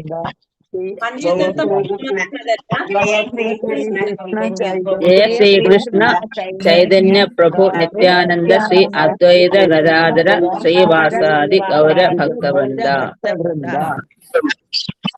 ജയ ശ്രീകൃഷ്ണ ചൈതന്യ പ്രഭു പ്രഭു നിത്യാനന്ദ ശ്രീ അദ്വൈത ഗദാധര ശ്രീവാസാദി ഗൗര ഭക്തവൃന്ദ. പഞ്ചതത്വ മന്ത്രം. ഈ പഞ്ചതത്വ മന്ത്രം ചൊല്ലിയിട്ട് വേണം നമ്മൾ എന്ത് ചെയ്യാൻ? മഹാമന്ത്രം ജപിക്കാൻ. മഹാമന്ത്രം ചൊല്ലേണ്ട. മഹാമന്ത്രം ഏതാണ്? മഹാമന്ത്രം ഹരേ കൃഷ്ണ കൃഷ്ണ കൃഷ്ണ ഹരേ ഹരേ, ഹരേ രാമ രാമ രാമ ഹരേ ഹരേ. മഹാമന്ത്രം എങ്ങനെയാണ് ചൊല്ലേണ്ടത്? നമുക്ക് കേൾക്കേണ്ട രീതിയിൽ ചൊല്ലണം. പിന്നെ വ്യക്തമായി ഉച്ചരിക്കണം. ആദരവോടെ ഭക്തിയോടെ ജപിക്കണം. പിന്നെ ഏത് സ്ഥലത്തും ഏത് ദിശയിലും ഇരിക്കാം. എപ്പോ വേണമെങ്കിലും ജപിക്കാം. നല്ലത്. നല്ല ഉത്തമം. പിന്നെ കുളിക്കുന്നതിന് മുമ്പോ ശേഷം ജപിക്കാം. ജപിക്കുന്നത് കുറച്ചുകൂടി ഉത്തമമായിരിക്കും. മഹാമന്ത്രം ചൊല്ലുമ്പോൾ എന്തൊക്കെയാണ് ചെയ്യാൻ പാടില്ലാത്തത്? പത്രം, പിന്നെ പുസ്തകം, മറ്റെന്തെങ്കിലും പ്രവൃത്തി ചെയ്തുകൊണ്ട് ഒരിക്കലും മന്ത്രം ചൊല്ലാൻ പാടില്ല. അതെ, വേറെ ഒന്നും ചെയ്തിട്ട് ചെയ്യാൻ കാണാൻ പാടില്ല, ഫോൺ ചെയ്യാൻ പാടില്ല. അതായത് മഹാമന്ത്രം ഭഗവാന്റെ നാമവും ഭഗവാനും ഒന്ന് തന്നെയാണ്. രണ്ടും തമ്മിൽ വ്യത്യാസമില്ല. അപ്പൊ നമ്മളിപ്പോ നമ്മളൊരാള് വിളിച്ചിട്ട് നമ്മളൊരാരെങ്കിലും വിളിച്ചിട്ട് അവര് നമ്മളെ മൈൻഡ് ചെയ്യാതിരിക്കുമ്പോ നമുക്ക് ഇഷ്ടാവില്ലല്ലോ. അതേപോലെ തന്നെയാണ് ഭഗവാനും. അതാണ് അതിന്റെ കൺസെപ്റ്റ്. നാമജപത്തിന്റെ ഗുണങ്ങൾ എന്തെല്ലാമാണ്?